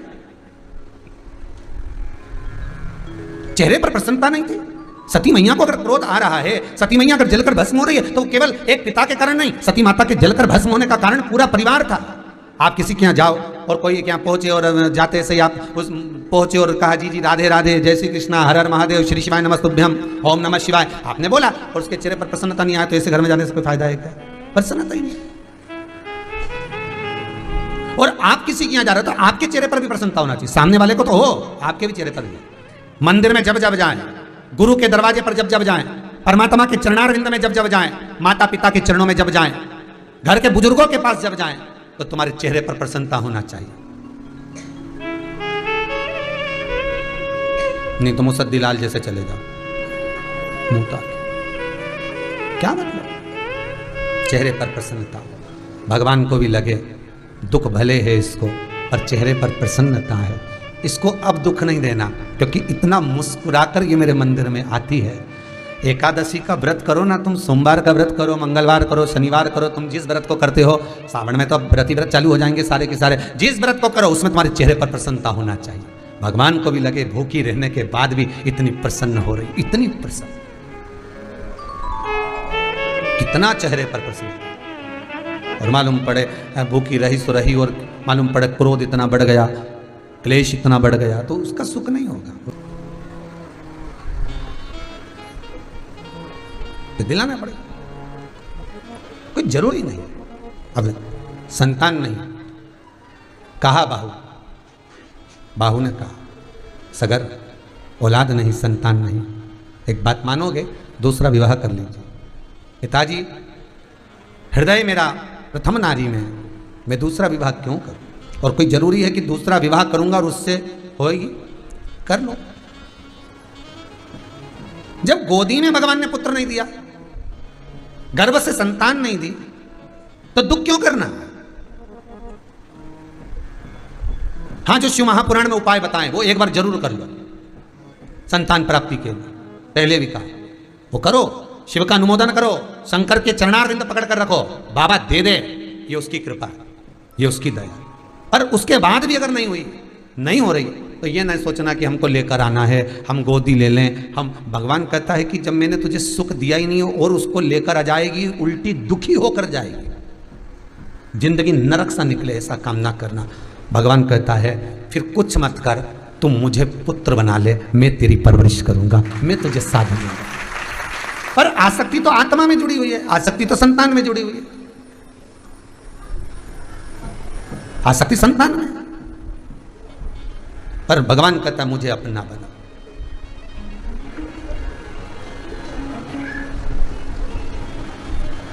दूसरा विवाह करूं और दूसरा विवाह करो और संतान नहीं हुई तो उसी समय पर बाहू ने कहा कि शादी तो करो, विवाह तो करो। तब किससे करूं?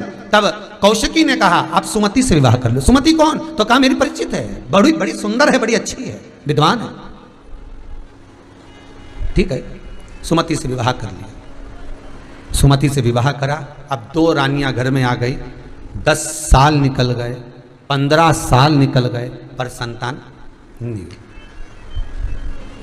अब कितना सुख देखा था कि संतान हो जाएगी, एक से नहीं हुई तो दूसरे से। सुख हम भी तो देखते हैं, वॉशिंग मशीन घर में आ जाएगी, सारा कपड़ा धुल जाएगा, हाथ से नहीं पछीटना पड़ेगा। अब जब से वॉशिंग मशीन आई प्राण खा के लेके तो आ गई 15,000 की, जगह अलग घेरी, पानी ज्यादा चाहिए, पाउडर भी, अरे बोलते तो जाओ, ज्यादा चाहिए, पाउडर भी ज्यादा, कपड़े डाले, फाटक लगाया, बटन दबाई, काम में लग गई। 10 मिनट बाद टेटे बोली मशीन, फिर आई, मुंह से निकाला, हाथ से खंगाला क्या? नहीं, फिर साफ पानी में डाला, उसी में मशीन में, फिर पानी डाला, फिर साफ करा, फिर टेटे बोली, फिर आई, फिर निकाला, सूखने वाले में डाला, मुंह से निकाला, फिर छत पे डाला, और फिर बाद में वॉशिंग मशीन रखी तो पूरी कपड़ा से धो के साफ करके रखी, नहीं तो जाम नहीं हो जाए, पूरी साफ करके रखी। और इससे तो हाथ से पछिट लेती तो भला हो जाता। सुख देखा, दुख मिला कि नहीं मिला? अरे बोलो तो सही, मिला ना दुख? सुख के चक्कर में दुख मिल रहा है। सुख देखा था, बस छोरा की शादी हो जाए, घर में बहू आ जाए, गरम गरम रोटी मिलेगी, सुख देख रही है। तो कहीं की जगदम्बा आ गई तो फिर क्या करोगे? बस सुबह शाम आरती, इससे ज्यादा क्या होगा? कभी सास करेगी, कभी बहू करेगी। अब तो सुबह शाम ही आरती होती है, दोनों ही टाइम, तो दोनों को मौका मिलता, कभी तू कर ले बेटा, कभी मैं कर ले, बताओ अंतर तो है। हो आ गई, फिर मन में लगा, अब फिर विचार करा, अब बहू आ गई, भगवान बड़ी कृपा करी भोलेनाथ, अब बस एक पोता और हो जाए, सोना की सीढ़ी पे चढ़ जाऊं। भगवान मन में सोचे, कुबेरेश्वर धाम की 4 सीढ़ी नहीं चढ़ा रही, मैं सोना की चढ़ने गई, बस एक पोता और हो जाए, सोना की सीढ़ी चढ़ जाऊं। और भगवान की ऐसी कृपा हुई और घर में पोता हो गया। अब सुख देखा था, उल्टी दुख में पड़ गई। सबसे सुख और चैन की नींद तो बहु सो रही चकाचक, और औलाद पड़ी की गोद में डुकरिया की, और ये भी 3-4 कपड़ा लेके बैठी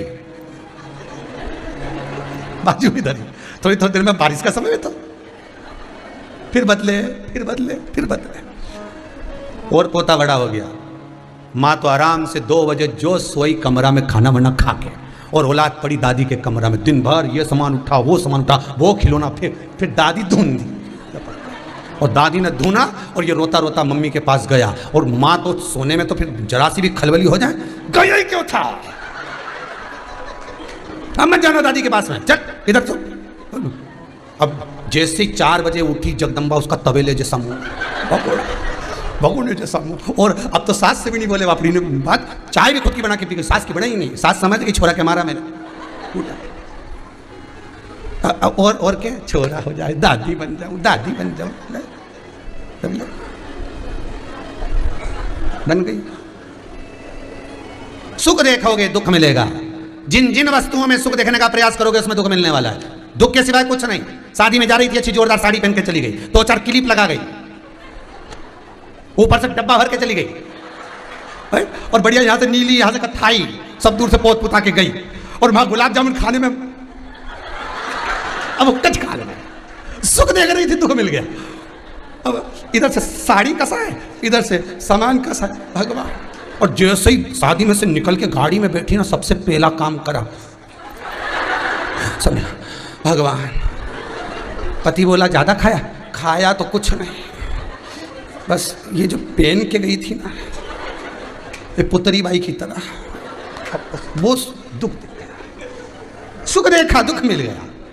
किस किस वस्तु में सुख देखोगे? भगवान छोटा सा मकान है, बड़ा बना दे, भगवान 1 मंजिल और बना दे, भगवान 1 मंजिल और बना दे, भगवान ने 4 मंजिल का बना दिया, ऐसा बनाया, कपड़ा धोए, बाल्टी लेके चढ़ गए, 3 दिन बाद उतरी। सुख देखा, दुख मिल गया। अरे सुख देखो काहे को ऐसी वस्तुओं में? भगवान की कथा कहती है, मिलता है सच्चा सुख केवल भगवान तुम्हारे चरणों में, इसके सिवाय काहे में सुख नहीं मिलेगा। जीवन का सर्वाधिक सुख अगर कहीं मिल सकता है तो मेरे शंकर के चरणारविंद में मिल सकता है, मेरे भगवान के चरणों में मिल सकता है। दुनिया में किसी में भी सुख देखोगे, आखिरी में दुख मिलना ही है।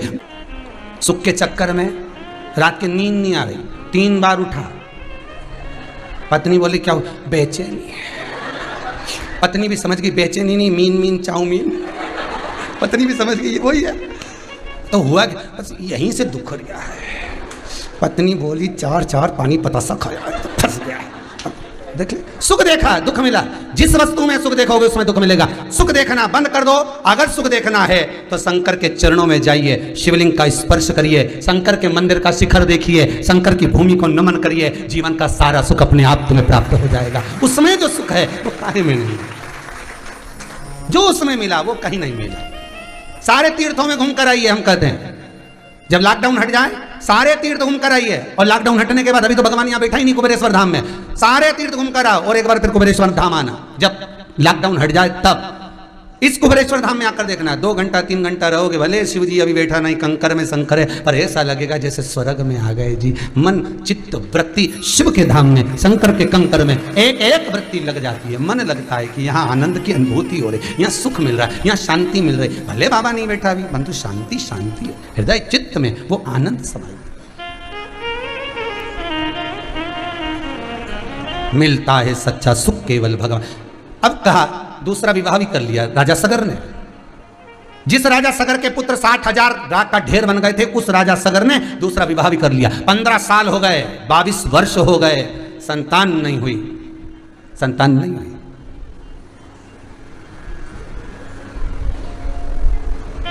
कई लोगों के मन में आता है भगवान 8 साल हो गए, 6 साल हो गए, भगवान से प्रार्थना तो करो, किसी गुरु के सामने जाकर तो बोलो।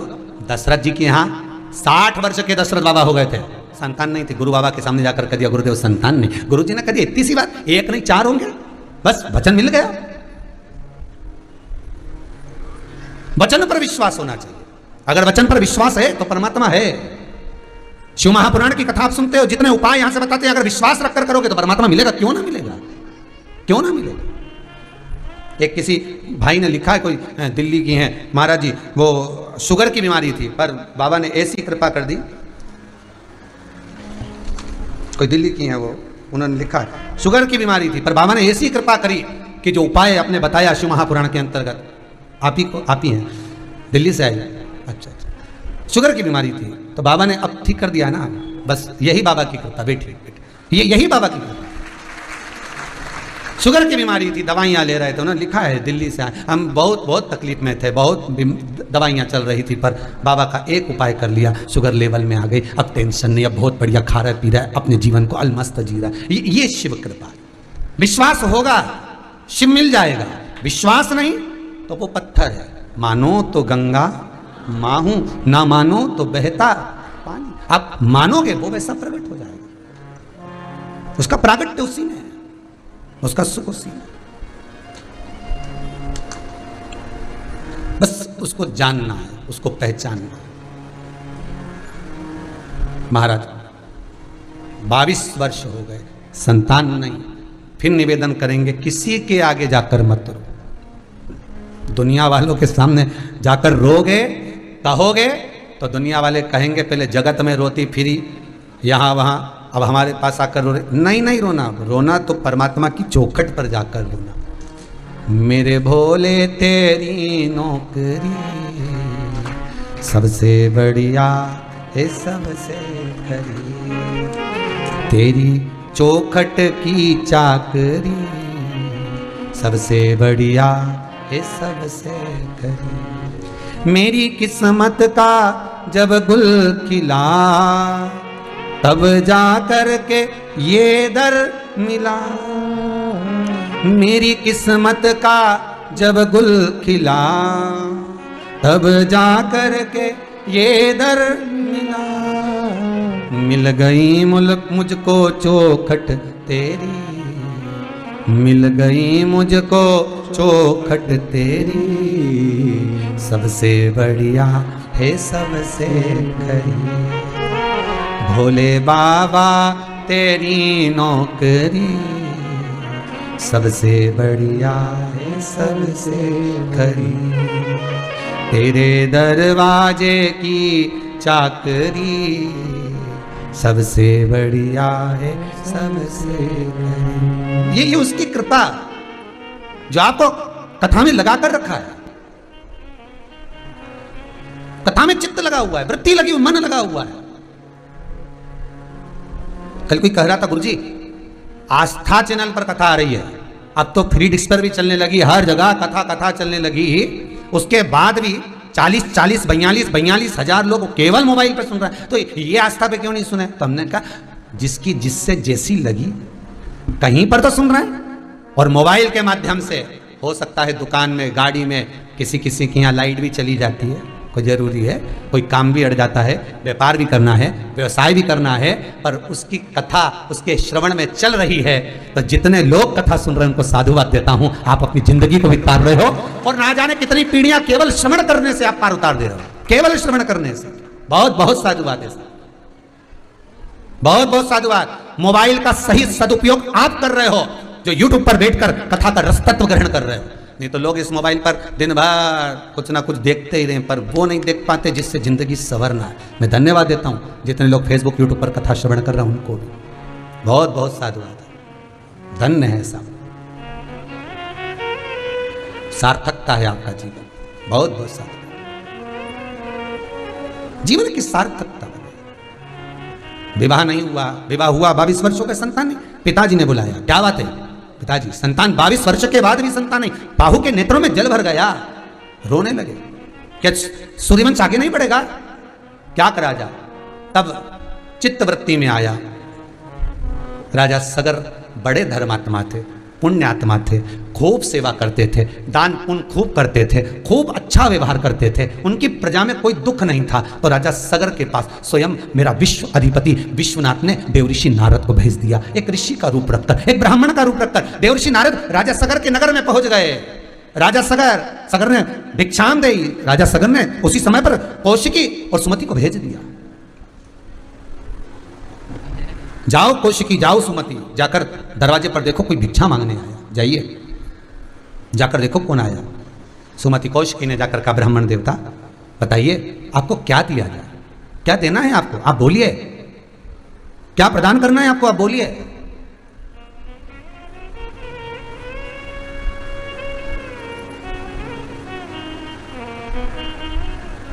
हम आपको क्या दे सकते हैं, क्या दें हम आपको, बताओ। देवऋषि नारद कहते हैं कुछ भी नहीं चाहिए, बस इतना चाहते हैं कि आप राजा सगर से कहिए हिमालय पर जाए, तब साधना करे, बालू के शिवलिंग का निर्माण करे, उसकी पूजन करे, अर्चना करे, और दोनों रानियां साथ बैठकर अगर अर्चना करोगी तो ये श्रेष्ठता है कि आपके घर में संतान होगी। फिर निवेदन करते हैं, ये शंकर भगवान का जो 6 अगस्त को श्रावणी शिवरात्रि का जो शिवलिंग का निर्माण आप कर रहे हैं, ये विश्वास रखिए कि शंकर का शिवलिंग अगर आप ऑनलाइन बनाकर पूजन कर रहे हैं तो कुछ ना कुछ भोलेनाथ आप पर देना चाह रहा होगा, इसलिए ब्राह्मण के मुख से निकलवा कर पूजन करवा रहा है। कुछ तो मेरा बाबा कृपा कर रहा होगा। भगवान खुद आकर नहीं बोलता, पर अपने भक्त से भगवान किलवा देता है कि ये करना है, उसका फल मिल सकता है।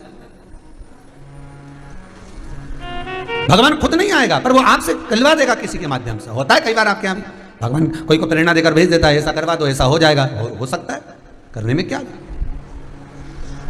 करिए आप उसका। जाओ, देवऋषि नारद कर रहे हैं, राजा सगर से कहिए कौशिकी जी, सुमति जी, कि राजा सगर आप दोनों को लेकर जाए हिमालय पर, जाकर तब साधना करे। उससे क्या होगा, जिस कामना से जाएगा, जो चाहेगा वो हो जाएगा।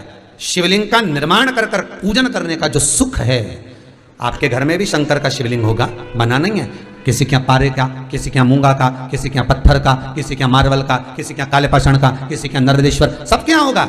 आप सोचेंगे कि हम उन्हीं का अभिषेक कर ले, नहीं, निर्माण करना है,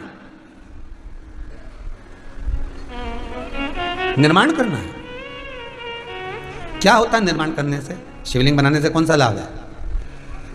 मट्टी के शिवलिंग का बनाने से, बालू के शिवलिंग को बनाने से, या हमारे हाथ से शिवलिंग का निर्माण करने से कौन सा लाभ है? शिव महापुराण की कथा कहती है, जिस समय पर हम शिवलिंग का निर्माण करते हैं, उस समय पर जब शिवलिंग की थाह रखी जाती है, गोल भाग आपको बताया था शिवलिंग बनाना पहले की कथाओं में, जब रखा जाता है शिवलिंग का भाग, उस समय पर हमारे सारे पूर्वज अपनी हथेली को लेकर आपके दरवाजे पर खड़े रहते हैं कि जैसे ये शिवलिंग रखेगा, शिवलिंग नहीं रख रहा, हमको पिंड का भाग प्राप्त हो रहा है और हमको पार लगा रहा है। हमारे पूर्वज खड़े हो जाते हैं उस भाग को ग्रहण करने के लिए, मात्र जब हम शिवलिंग का निर्माण करते हैं।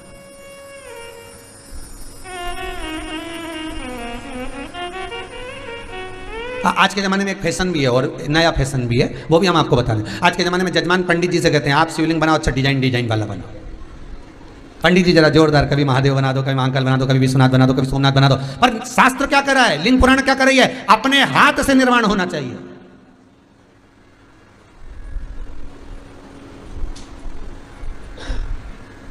वो एक वो कहे तो ये क्यों कहा कि अपने हाथ से निर्माण करो। हम तो कई बार कहते हैं सभी लोगों को कि प्रयास करा करो कि बन सके इन हाथों से, तो सत्कर्म करते चलो। ये बड़े बेकार हैं, इनके पास कोई काम नहीं, डेंटिंग पेंटिंग और चरवा के सिवा कोई काम नहीं इनके पास।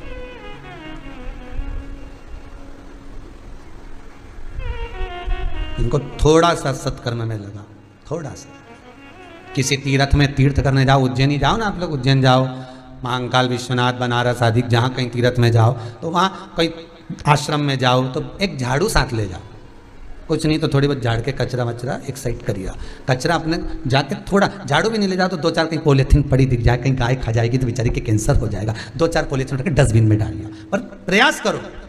शिव पुराण कहती है कि शंकर के मंदिर में मात्र पोछा लगा दो, झाड़ू लगा दो, कचरे को उठाकर, निर्माल्य को उठाकर समर्पित इधर एक कोने में ले जाकर रख दीजिए। उसका भी फल हजारों लाख गुना, हजारों लाख गुना उसका फल है।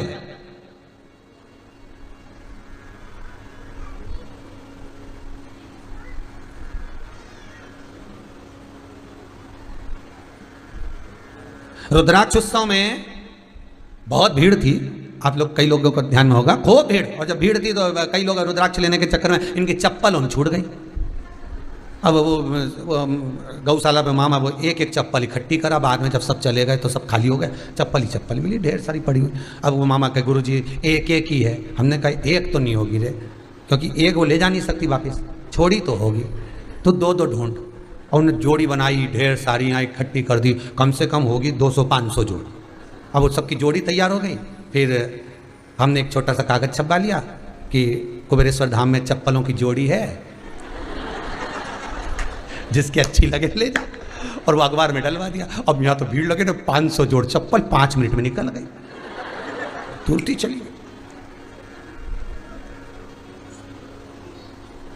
ओड़ी जिनकी घूम गई थी बेचारी, नंगे पैर गई होगी, दिल में दुखा होगा, चप्पल रह गई, कहाँ रह गई, तो उनको दुख भी नहीं होगा, कोई पहनेगा, उसका जो फल मिलेगा वो तुम्हें तो प्राप्त होगा, तो कहीं लग जाए।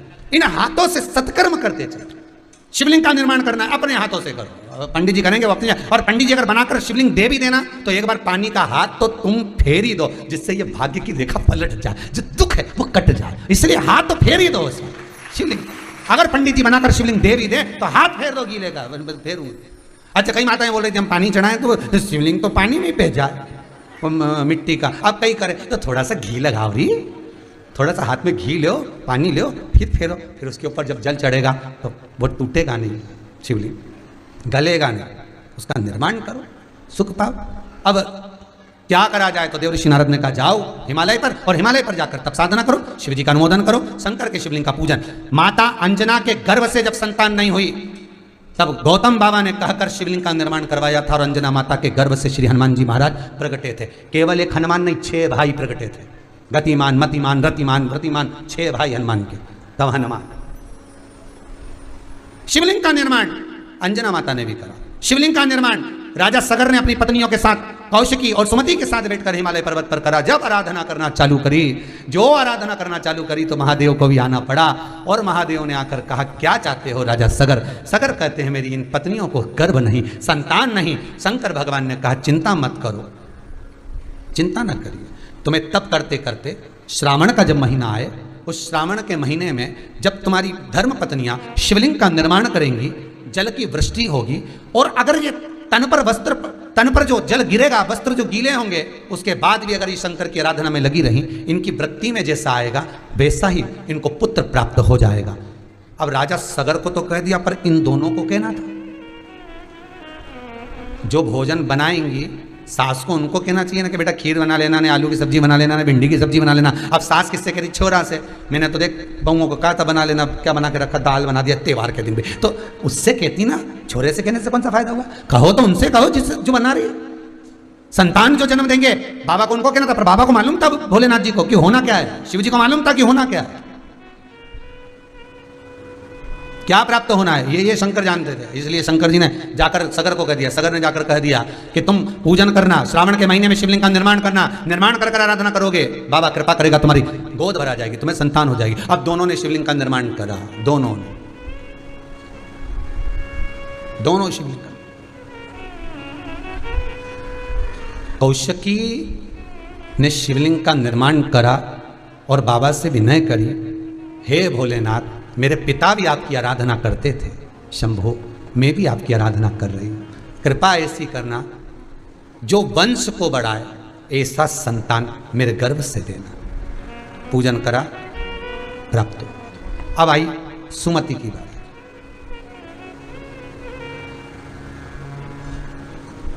सुमति की बारी।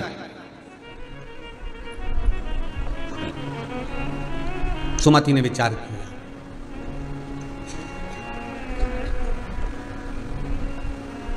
मेरे पति हमको यहां तप कराने के लिए लेकर आए हैं, संतान के लिए। भोलेनाथ कृपा करना,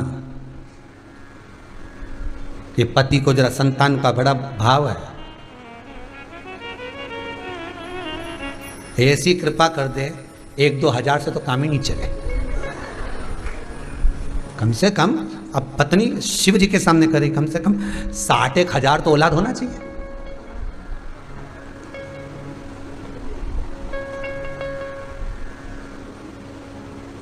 और तुम तो भस्म में रहने वाले हो भोलेनाथ, 60 हजार संतान अगर हो भी गई तो एक दिन भस्म में तो जाना है। वही हुआ। फिर कहेंगे सती मैया ने कुंभज बाबा के आश्रम में अपने मन में बात लेकर आ गई थी कि पति यहां कथा सुनाने लेकर आया मुझे, इससे तो मैं जलकर भस्म हो जाती तो अच्छा था। सती ने जो सोचा, सती के साथ वही हुआ जो सती ने विचार करा। पार्वती ने जो सोचा वो पार्वती के साथ हुआ। शिव महापुराण का एक नियम है, आप जितनी देर भले आस्था पर कथा सुनो, चाहे मोबाइल पर कथा सुनो, चाहे यहां बैठकर कथा सुनो, आप जहां बैठकर कथा का रसास्वादन कर रहे हो, जहां बैठकर कथा को श्रवण कर रहे हो, आपके भीतर ये भाव आना चाहिए कि मुझे जो चाहिए वही मांगे। हटकर कि ऐसा नहीं हो जाए, नहीं ऐसा नहीं हो जाए, नहीं वैसा, गलत सोचो ही मत, गलत होएगा ही नहीं, होना ही नहीं गलत। अच्छा सोचकर कथा का रसस्वादन करिए, अच्छा सोचकर विचार कर कर कथा का भाव प्रकट करिए, अच्छा सोचो। और पहले भी कहा, आज फिर कहते हैं, 8 दिन 4 दिन 3 दिन तक लगातार सोचते रहो मेरे को रसगुल्ला खाना है। रसगुल्ला कहीं से भी आएगा, खाने को मिल जाएगा। तुम दिल से पुकारो, मेरे को मेरी छोरी की याद आ रही है, फोन तुरंत। तुम दुश्मन को याद कर लो, अच्छा दिल से, इसका तो मुंडा ही नहीं देखूं, जैसे तुमने कहा मुंडा ही नहीं देखूं, सामने से आ रही जगदम्बा तुरंत। तुम दिल से बोलो।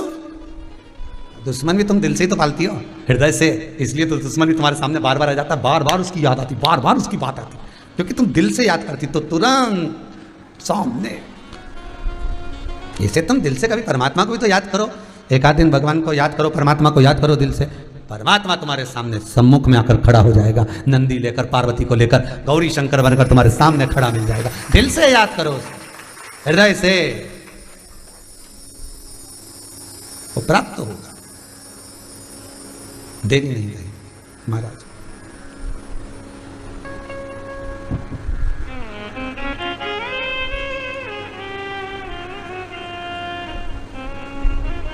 सुमति ने विचार करा, 1-2 संतान क्या, 1000-2 हजार क्या, 60 हजार। अब एक नारी के गर्भ से 60 हजार औलाद होना, अब कोई बारिश जैसी टपके तो नहीं है कि कहीं टपक जाए। शिव शिव थे। पार्वती जी ने आकर पूछा, भोलेनाथ जी अब बोलो, आशीर्वाद दो 60 हजार औलाद का।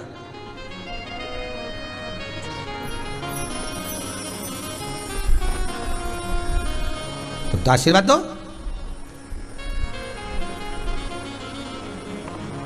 शिव जी सोचे करूं क्या। पार्वती जी बोली, कोई चिंता वाली बात नहीं, तुम तो आशीर्वाद दे दो, 60 हजार संतान का आशीर्वाद। हाँ हाँ दे दो। तुमने भगवान कृष्ण के यहाँ भी तो आशीर्वाद दिया था, तो भगवान बोले उनके यहाँ तो, शंकर जी बोले मैंने आशीर्वाद भगवान कृष्ण को दिया था कि तुम्हारी एक एक रानी से 11-11 संतान होगी। 60,000 नहीं, 11,11। तब जाकर उनके यहाँ 1,77,186 इकट्ठे हुए। भगवान कृष्ण के कितने बच्चे थे? 1,77,186 भगवान कृष्ण के बच्चे थे। अब वो घर था कि जिला था? विचार करिए। तो कोई सच अब तो आशीर्वाद दे दो 60,000 संतान। भगवान शिव जी ने कहा तथास्तु, ठीक है सुमति। अब सुमति के गर्भ से 60,000 संतान होना है, 60,000 संतान। और बाबा की कृपा देखिए, शिव की कृपा देखिए, उसकी करुणा देखिए कितनी विचित्र होगी। शिव जी ने कहा पार्वती सुनो, नारी का गर्भ जब भीतर रहता है एक पिंड के रूप में रहता है। एक काम करो, इसके गर्भ से चौथे महीने में ही संतान दे दो, पिंड पैदा होगा, एक पिंड निकलेगा। उस समय पर एक काम करते हैं, कुछ चींटियों को पास में भेज देंगे, वो पिंड के टुकड़े कर देगी। 60,000 ढेर बन जाएंगे अलग अलग। फिर भगवान कहते बाकी का काम मैं कर दूं, तू तो टुकड़े करवा दे बस उस पिंड के। चौथे महीने में सुमति के गर्भ से एक गोले ने, एक पिंड ने, क्योंकि वो बच्चा तो पिंड के रूप में रहता है, चौथे महीने में एक पिंड ने जन्म लिया, उसके टुकड़े टुकड़े करवा दिया मां जगत जननी ने। 60,000 टुकड़े करे गए। शंकर भगवान एक साधु का वेश रखकर चले गए। राजन सगर तुम क्यों रो रहे हो?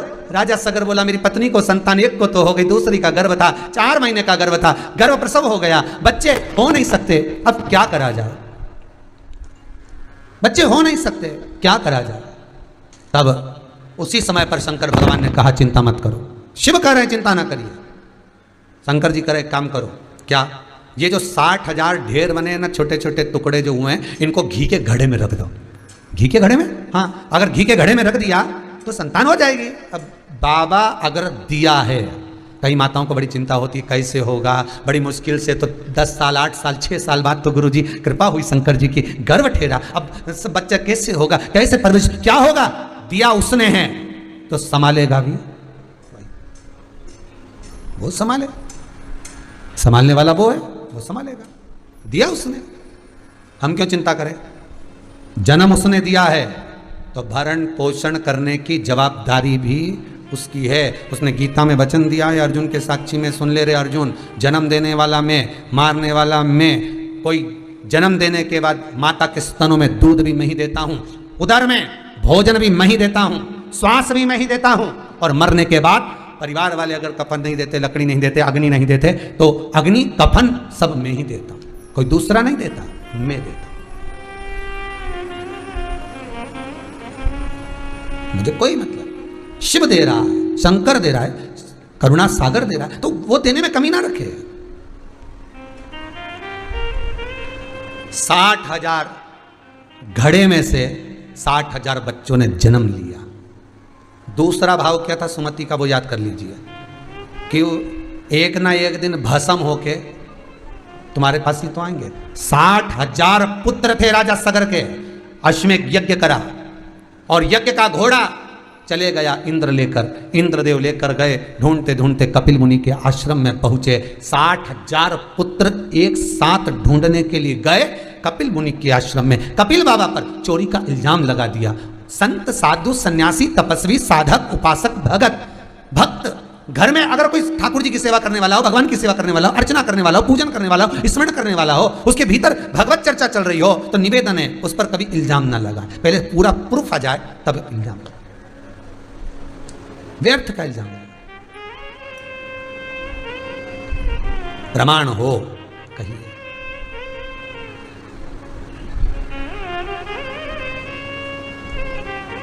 प्रमाण हो तो कहिए। अब दूसरा वर मांग लिया था। कई लोगों की आदत रहती है मंदिर में बैठे बैठे विचार कर लेती हैं दो तरह का। एक तो भगवान से वर भी मांग लेगी, भगवान ऐसी कृपा कर दो, ऐसा कर दो। दूसरे मन में कुछ और विचार आ गया तो किसी के लिए बोल भी देगी, अपने लिए बोल लेती कभी कोई, मैं तो बड़ी दुखी हो गई भगवान अब तो उठा ले। एक वो बूढ़ी अम्मा रोज लकड़ी का गट्ठा उठाने जाए, लकड़ी बीनने जाए, लकड़ी बांधे सिर पे उठाए, बड़ी दुखी थी, रोज भगवान से कहती भगवान मैं बड़ी दुखी हो गई, तो मुझे उठा ले रहे, मैं तो बहुत परेशान हो गई भगवान। एक दिन लक्ष्मी जी ने नारायण से कहा प्रभु रोज कहती है उठा लाओ ना इसको, रोज बोलती है प्रभु, इतना निवेदन रोज करती है, काहे को परेशान कर रहे हो, उठा ला। भगवान बोले अब तू बोल रही तो चले जाऊंगा, अब की बार बोली तो मैं चले जाऊँ। अब इसने आज फिर बोला, भगवान ने तो बड़ी थक गई प्रभु, तू तो उठा ले। भगवान सामने प्रकट हो गए, अम्मा चल मैं तुझे उठाने आया। अम्मा बोले मैं मेरी नहीं बोल रही, मैं तो लकड़ी का गट्ठा उठा, लकड़ी का गट्ठा। भगवान खाली हाथ पहुंच गए लक्ष्मी जी के। लक्ष्मी जी बोली उठा के नहीं लाए। भगवान के लकड़ी को लाके क्या करता? लक्ष्मी जी बोली लकड़ी की बात नहीं कि डुकरिया को लाना था। भगवान बोले डुकरिया ने तो कहा लकड़ी का गट्ठा उठाने की बात थी। कहाँ उठाया? 8,000 राख के ढेर भी हो जाएंगे एक ना एक दिन। और कब हुए? जब कपिल मुनि के आश्रम में पहुंचे। जब कपिल मुनि के आश्रम में पहुंचे महाराज, और जब कपिल मुनि के आश्रम में पहुंचे तब वो जैसे ही इल्जाम लगाया कपिल मुनि पर चोरी का कि तुमने अश्व चुराया है, तुमने अश्व चुराया। और जब अश्व तुमने चुराया है, कपिल बाबा नैनों से नीर बहाते हुए कहते हैं तुम कह रहे हो कि अश्व हमने चुराया? अश्व हमने चुराया? नहीं। पर प्रमाण कुछ था नहीं कि कपिल मुनि बोलते कि यह अश्व हमने नहीं चुराया। कुछ प्रमाण हो तो बोला जाए ना।